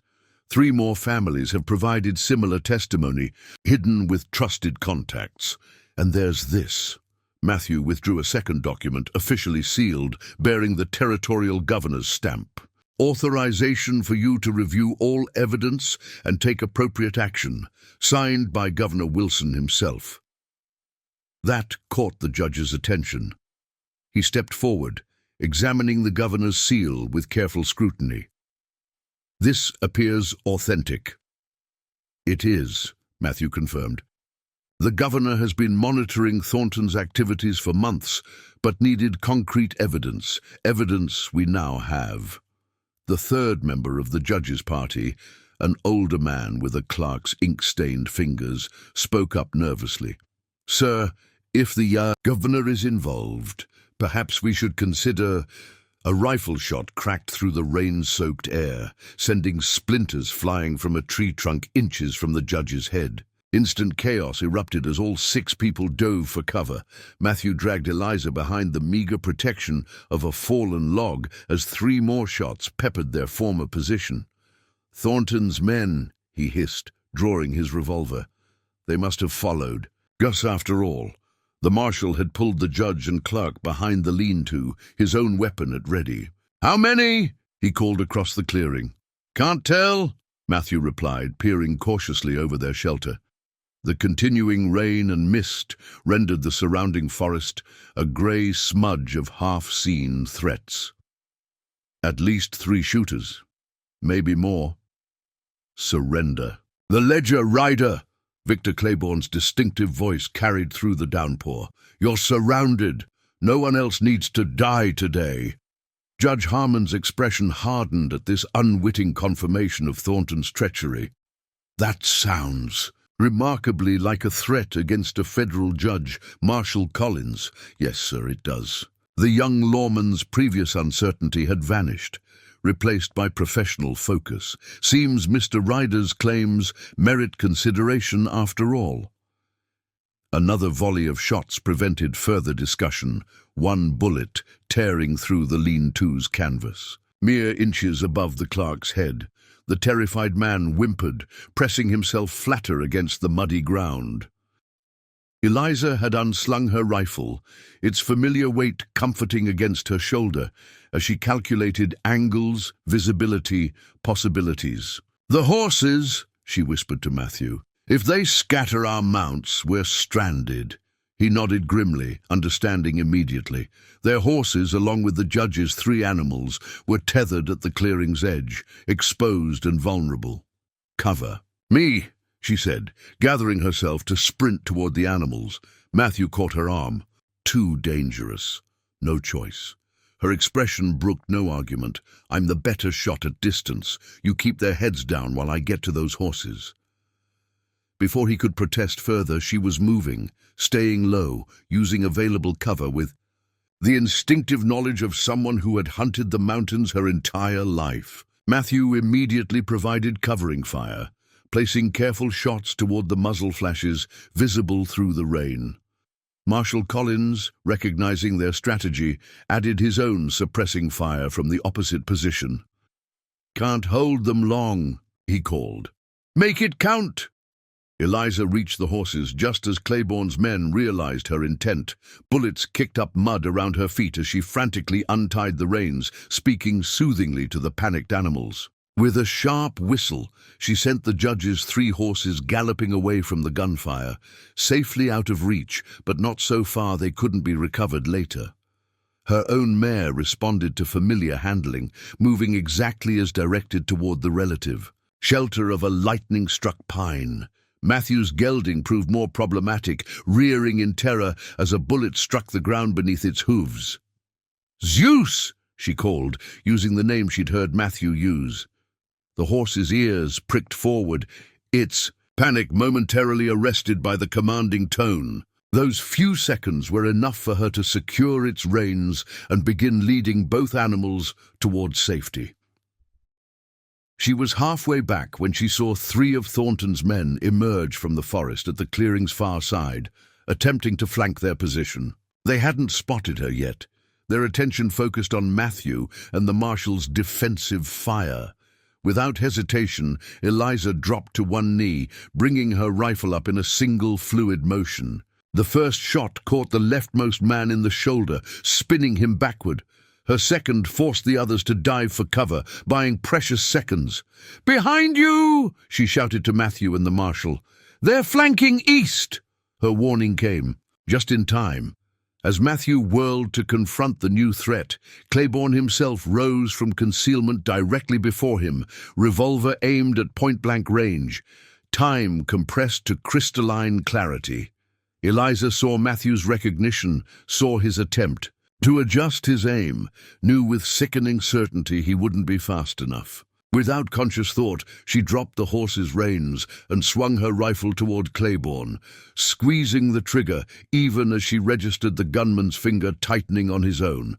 2 shots cracked simultaneously, their reports mingling into a single thunderclap that momentarily drowned even the rain. Claiborne staggered backward, crimson blossoming at his collar. Matthew remained standing, untouched, his expression shifting from resignation to shock, to fierce relief as he realized what had happened. The tableau held for one suspended moment, Claiborne swaying on his feet, his eyes registering disbelief as he struggled to raise his weapon again. Marshal Collins ended the attempt with a final well-placed shot that dropped the gunman for good. "Fall back!" one of the remaining attackers shouted.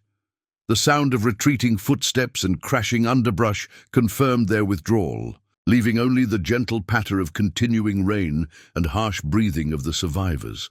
Judge Harmon emerged from cover, his dignity somewhat diminished by mud streaking his clothes, but his authority intact. He surveyed the clearing, Eliza still, kneeling with her smoking rifle, Matthew moving quickly to her side, the marshal checking Claiborne's still form with professional detachment. "Dead," Collins confirmed grimly, "but I count at least 4 others who escaped." "They'll regroup," Matthew warned, helping Eliza to her feet. Her hands trembled slightly from the aftermath of taking a life, but her expression remained resolute. "We need to move before they return with reinforcements." The judge's gaze fell to the red ledger, now partially exposed from Matthew's coat, where it had shifted during the gunfight. "It seems," he said with measured understatement, "that Mr. Thornton has made a rather compelling case against himself." He extended his hand for the book, which Matthew surrendered without hesitation. Leafing through its pages, the judge's expression darkened progressively.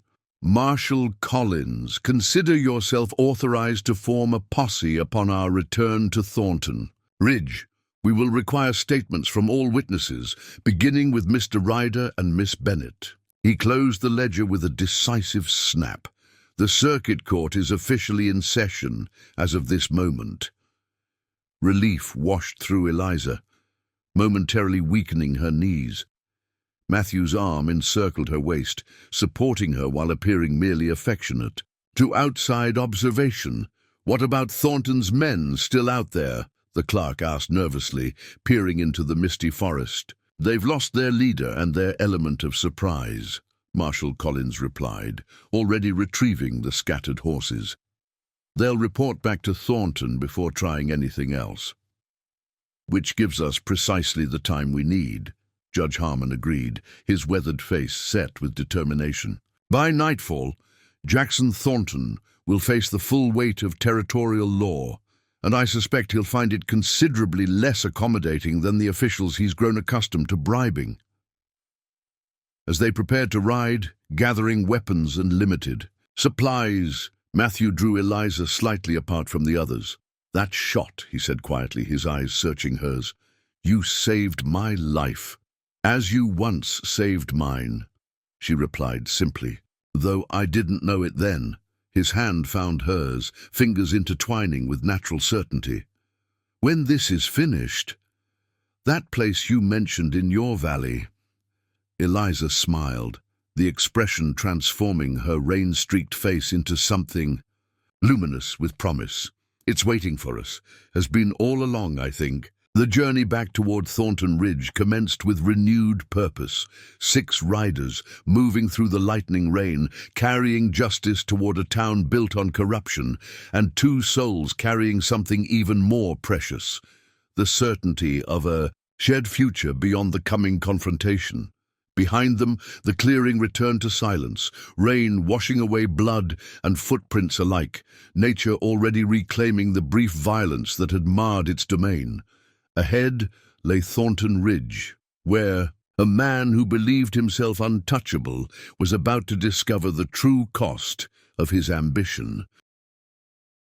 "Don't insult my intelligence further," he snapped. "Claiborne's body was found by my men, along with clear evidence of Judge Harmon's party camped nearby." He circled the desk, looming over her with controlled menace. "Where is Matthew? Where is the judge now?"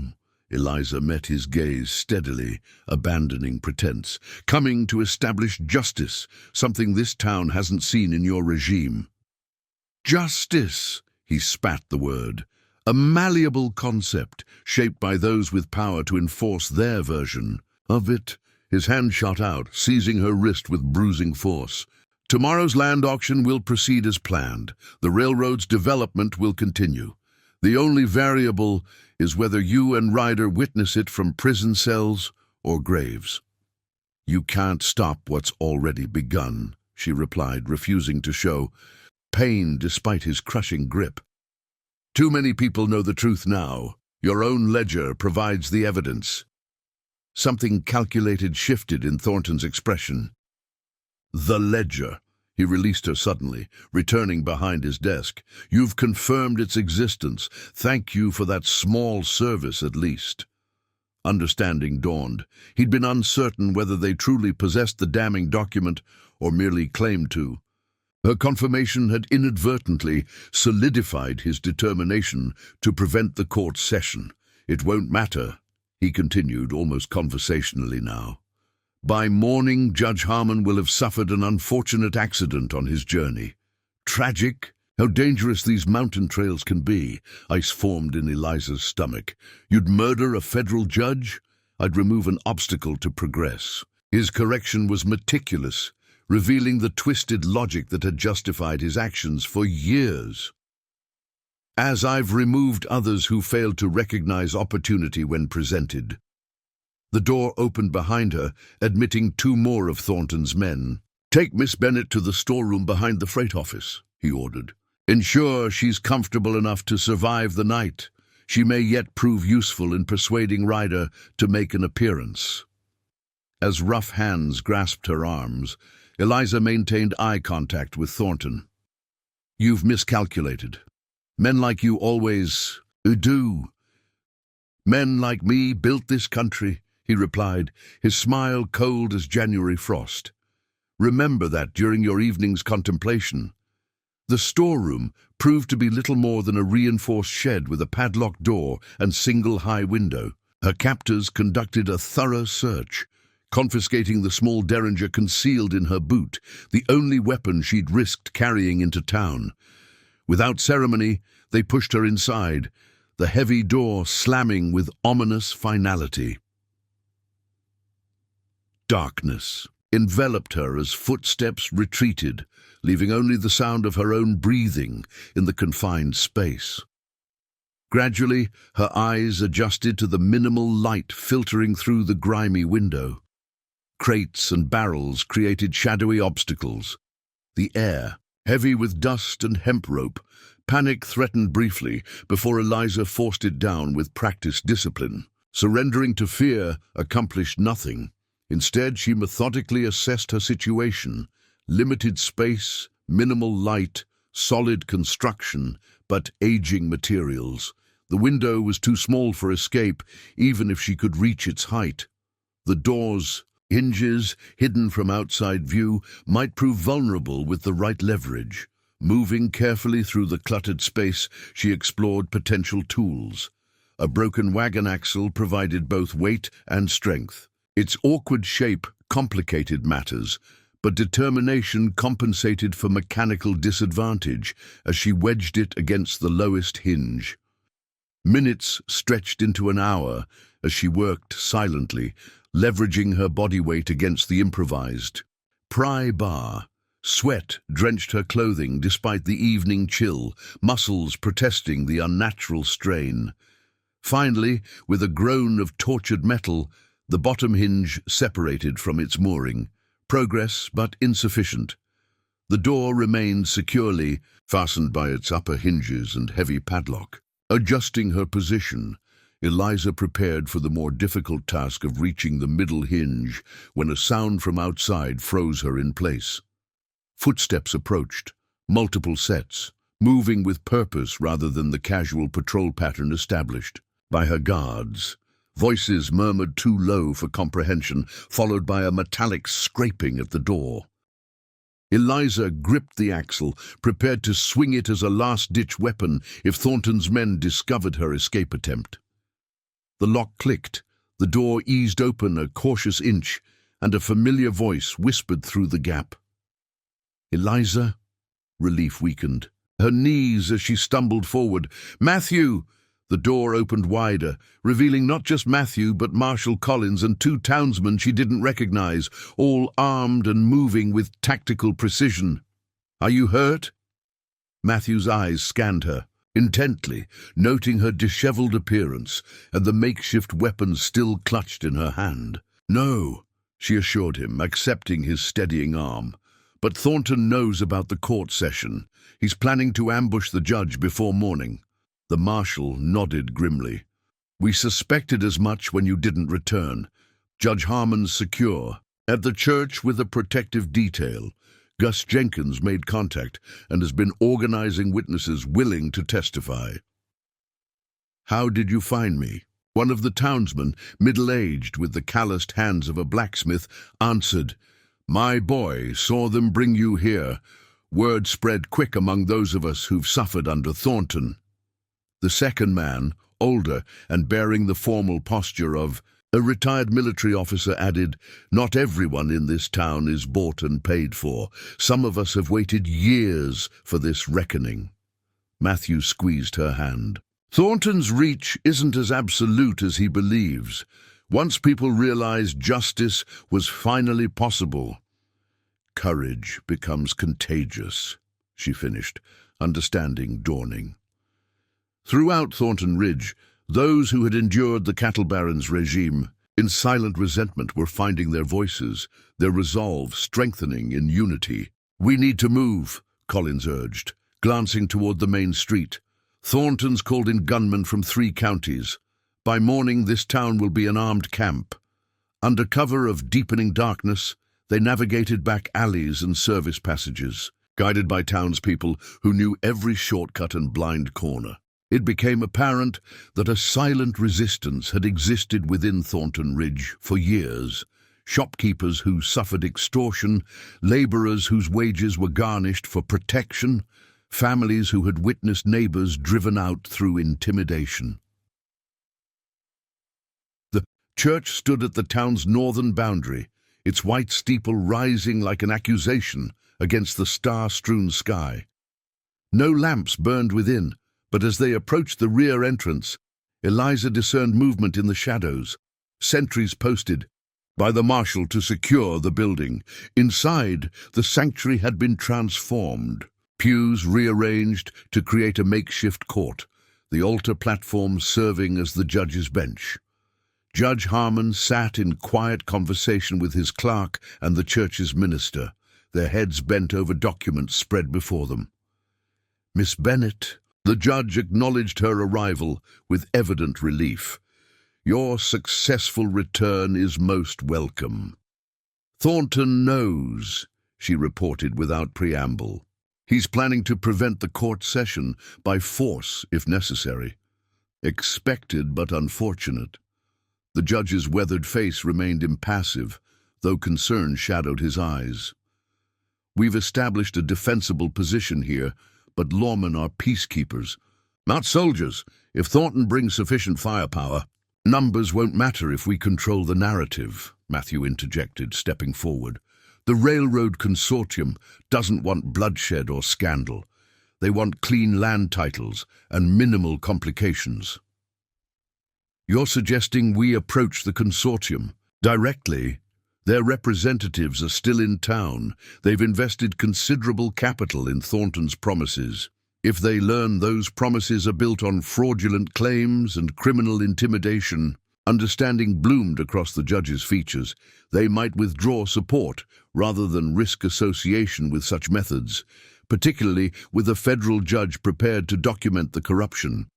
The strategy crystallized rapidly. Marshal Collins would secure the church and surrounding area, establishing a defensive perimeter with volunteers from among the townsfolk. Matthew, accompanied by the judge's clerk bearing official documentation, would approach the consortium representatives.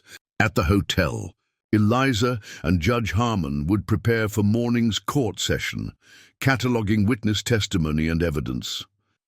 As preparations continued around them, Matthew drew Eliza aside, his expression grave. "This isn't over yet. Thornton's desperate men make dangerous enemies," she finished. "I know, but they also make mistakes." He studied her face, still smudged with dirt from her captivity, yet radiating a determination that humbled him. "When I rode into your valley that day, bleeding and hunted, you brought trouble to my door," she acknowledged with a faint smile, "and purpose beyond mere survival." His hand cupped her cheek, thumb gently tracing its contour. "If we succeed, tomorrow Thornton's assets will be seized, including his half of our former partnership. The governor has indicated those holdings could transfer to new ownership under certain conditions." Understanding dawned slowly. "You're suggesting a new partnership, a different kind?" His voice dropped lower, meant for her ears alone. "One built on something more substantial than profit margins." Before she could respond, the church door burst open, admitting Gus Jenkins with 2 townsmen supporting him. Blood streaked the livery owner's face from a fresh cut at his temple. Thornton's "Men are seizing witnesses," he reported between pained breaths, "going door to door with a list. Anyone they suspect might testify." The news galvanized the room. Marshal Collins immediately dispatched runners to warn remaining witnesses, while Judge Harmon conferred urgently with his clerk about legal remedies for witness intimidation. Matthew's expression hardened with renewed resolve. "I need to reach the consortium now before Thornton isolates them completely." "Not alone," Eliza stated, her tone brooking no argument. "Thornton knows your face, but he believes I'm securely imprisoned. I can get you past his sentries." Judge Harmon overheard their exchange. "Miss Bennett is correct. Together you stand a better chance of reaching the hotel undetected." He fixed them both with a penetrating stare. "But understand the risk. If Thornton captures either of you before morning's session..." The unspoken implication hung heavily in the church's hushed atmosphere. Without witnesses, without Matthew's testimony, or the evidence they'd risked everything to obtain, justice would remain an abstract concept rather than reality for Thornton Ridge. "We understand," Matthew answered for them both.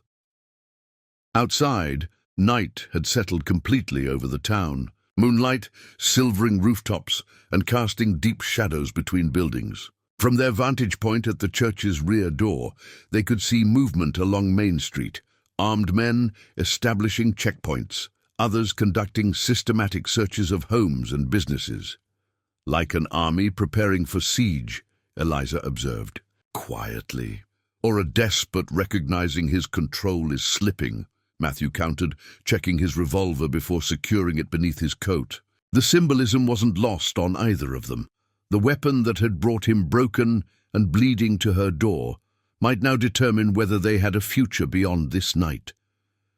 With a final exchange of nods with Marshal Collins, they slipped into The darkness, embarking on perhaps the most dangerous phase of their shared journey, carrying truth through a town built on lies, toward a confrontation that would determine not just their fate, but that of an entire territory balanced between corruption and justice. The crowd's mood shifted palpably as the contest's momentum reversed. Matthew pressed his advantage with methodical precision, each blow strategically placed to compound previous damage. Thornton's earlier confidence crumbled with each impact, his counters growing increasingly desperate and wild. "You built everything on intimidation," Matthew observed, his voice calm despite the violence of their exchange. "What happens when that fails?" Fury contorted Thornton's features. He launched a reckless charge, abandoning technique for brute force. Matthew sidestepped smoothly, using his opponent's momentum to propel him face first into the hard-packed earth of Main Street. A collective intake of breath rippled through the spectators as Thornton struggled to rise, spitting blood and dust. Before he could regain his footing, Matthew was there, delivering a precise strike to the cattle baron's already compromised ribs. The crack was audible, not broken, but certainly damaged enough to hinder further aggression. "Stay down," Matthew advised quietly. "It's finished." For a moment it appeared Thornton might heed this counsel. Then his hand darted toward his boot, emerging with a derringer previously concealed there. The hidden weapon glinted in the morning sunlight as he swung it toward Matthew's midsection. "Never finished," Thornton snarled, finger tightening on the trigger. What happened next unfolded with such speed that witnesses later disagreed on the precise sequence. Eliza's rifle crack split the air an instant before Thornton's smaller gun discharged harmlessly into the dirt.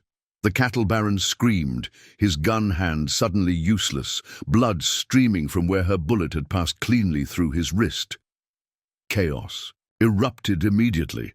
Thornton's lieutenant raised the detonator, but Marshal Collins's shot dropped him before his thumb could complete its fatal downward pressure. Deputies surged forward, disarming Thornton's remaining men who, seeing their employer defeated and their advantage neutralized, surrendered with minimal resistance. Judge Harmon's voice rose above the tumult, his judicial authority reasserting control.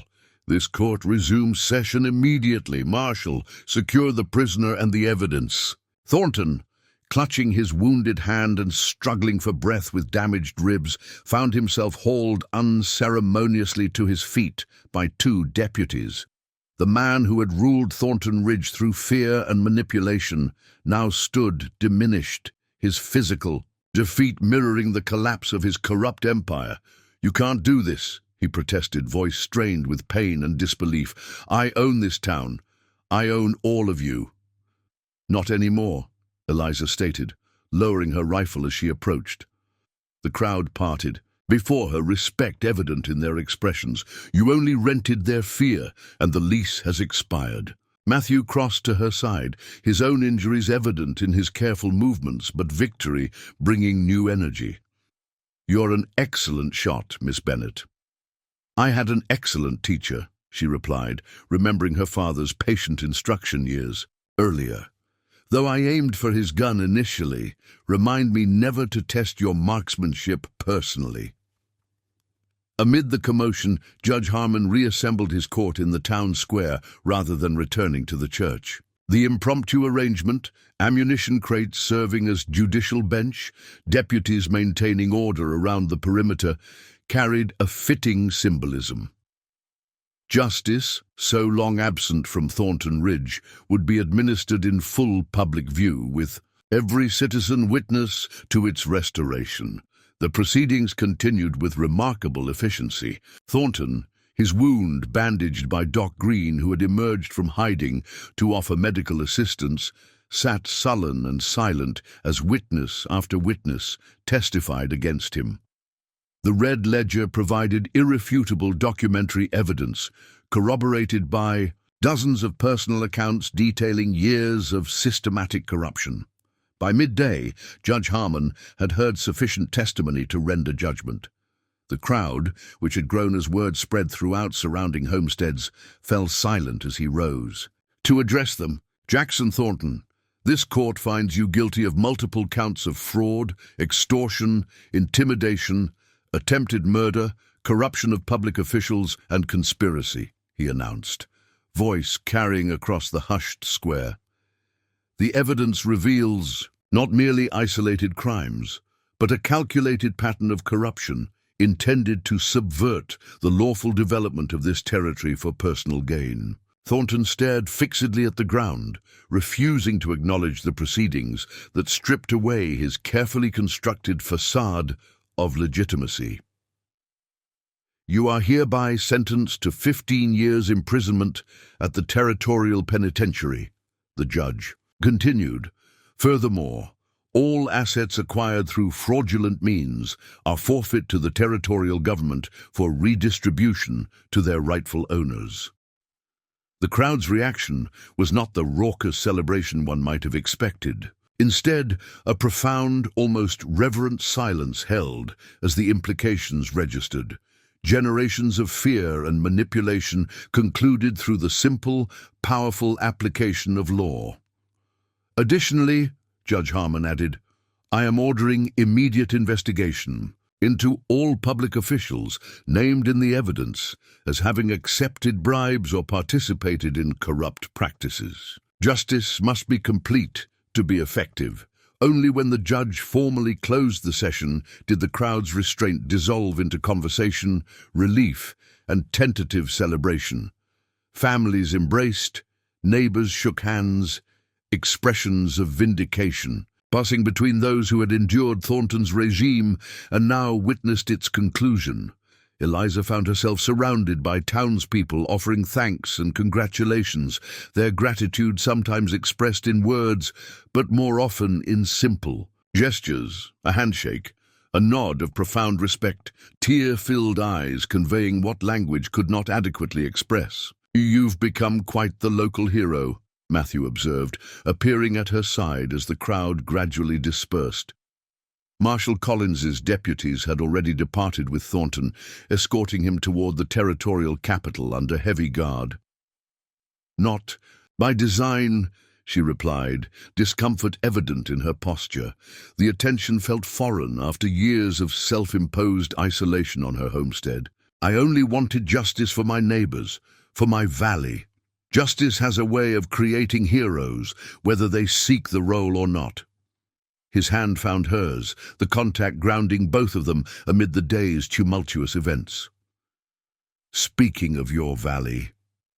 Before he could continue, Mitchell Barrett approached, his business attire incongruous among the predominantly frontier clothing surrounding them. The railroad consortium leader had observed the proceedings with calculating attention, his assessment of changing power dynamics evident in his watchful gaze.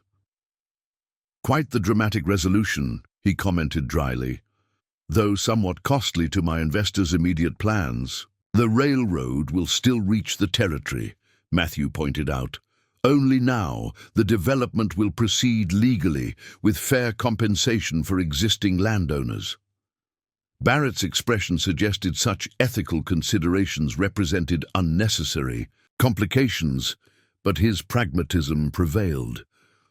The Territorial Governor's Office has already reached out regarding the transfer of Thornton's legitimate holdings. Apparently, your name was mentioned prominently in their proposal for new management, Ryder. The revelation didn't appear to surprise Matthew. The governor understands that development requires both vision and integrity. The two aren't mutually exclusive. A philosophical perspective I'll leave to you. Barrett extended his hand formally.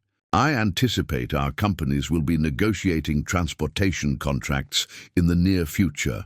I trust your rates will reflect our early support of your ethical stance. They'll reflect fair market value, Matthew replied evenly, accepting the handshake with professional courtesy. Nothing more, nothing less. The businessman departed with a slight nod toward Eliza, his assessment of her evidently revised from their previous encounters. In his wake, Judge Harmon approached, judicial. Robes exchanged for more practical traveling attire as he prepared to continue his circuit. The crowd's mood shifted palpably as the contest's momentum reversed. Matthew pressed his advantage with methodical precision, each blow strategically placed to compound previous damage.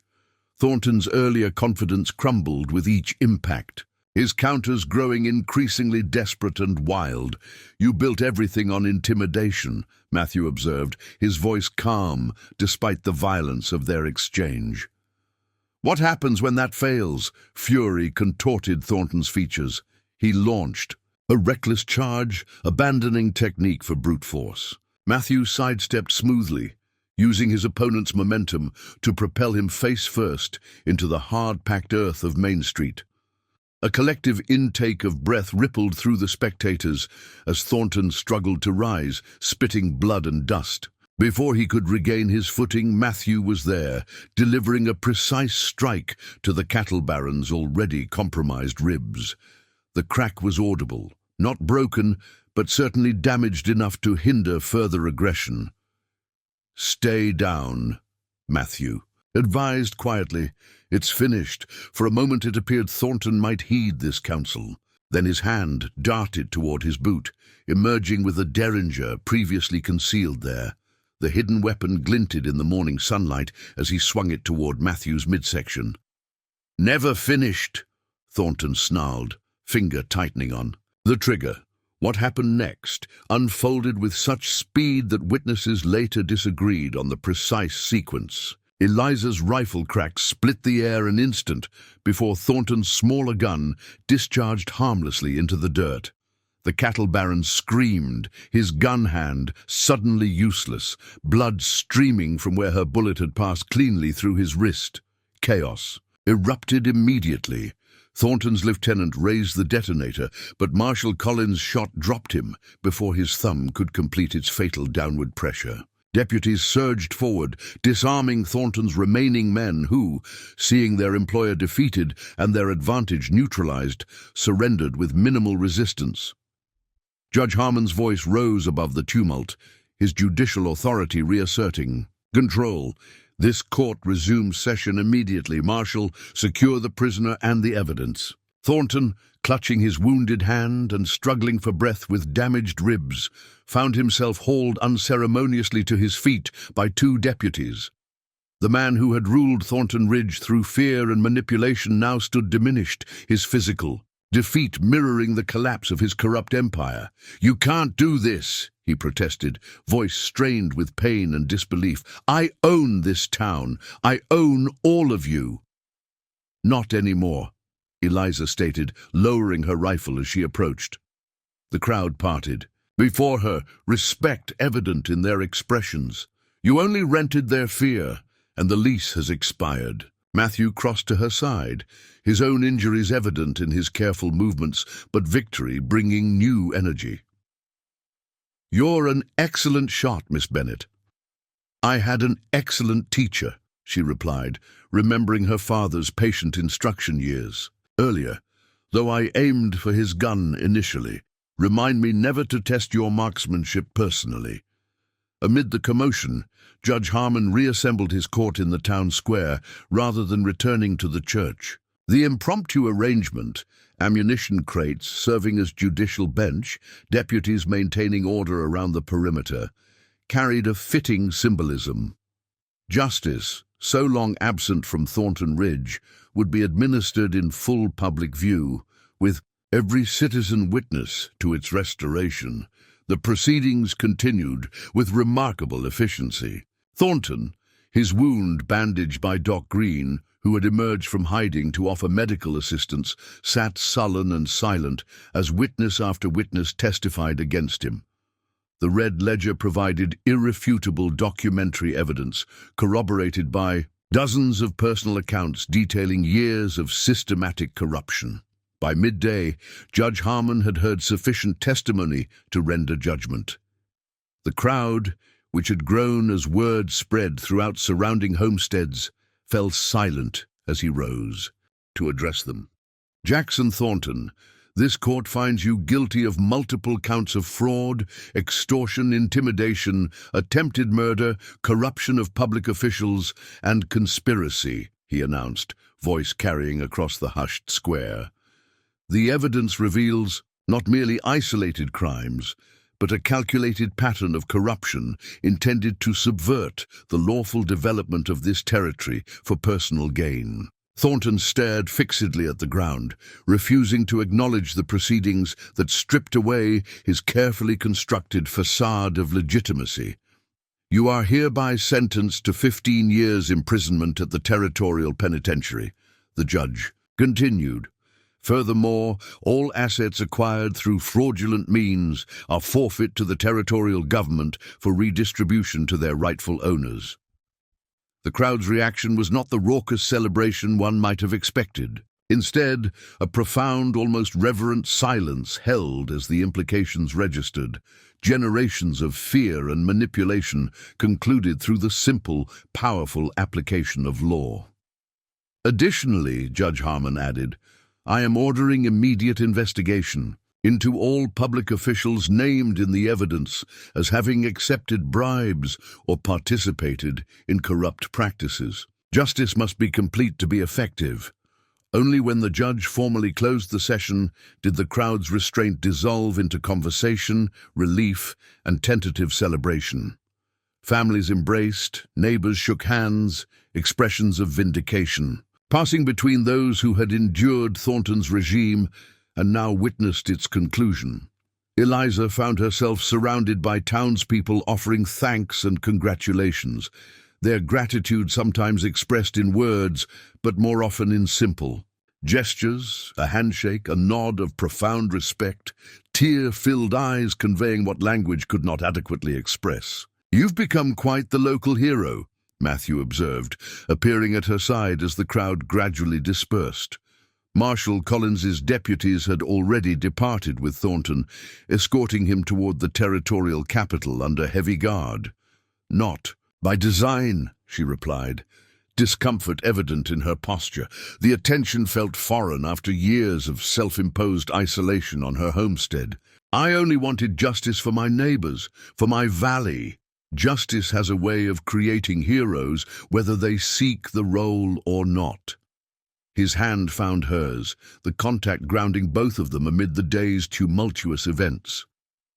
Speaking of your valley, before he could continue, Mitchell Barrett approached, his business attire incongruous among the predominantly frontier clothing surrounding them. The railroad consortium leader had observed the proceedings with calculating attention, his assessment of changing power dynamics evident in his watchful gaze. Quite the dramatic resolution, he commented dryly. Though somewhat costly to my investors' immediate plans, the railroad will still reach the territory, Matthew pointed out. Only now the development will proceed legally, with fair compensation for existing landowners. Barrett's expression suggested such ethical considerations represented unnecessary complications, but his pragmatism prevailed. The territorial governor's office has already reached out regarding the transfer of Thornton's legitimate holdings. Apparently, your name was mentioned prominently in their proposal for new management rider. The revelation didn't appear to surprise Matthew. The governor understands that development requires both vision and integrity. The two aren't mutually exclusive. A philosophical perspective I'll leave to you. Barrett extended his hand formally. I anticipate our companies will be negotiating transportation contracts in the near future. I trust your rates will reflect our early support of your ethical stance. They'll reflect fair market value, Matthew replied evenly, accepting the handshake with professional courtesy. Nothing more, nothing less. The businessman departed with a slight nod toward Eliza, his assessment of her evidently revised from their previous encounters. In his wake, Judge Harmon approached, judicial, robes exchanged for more practical traveling attire as he prepared to continue his circuit.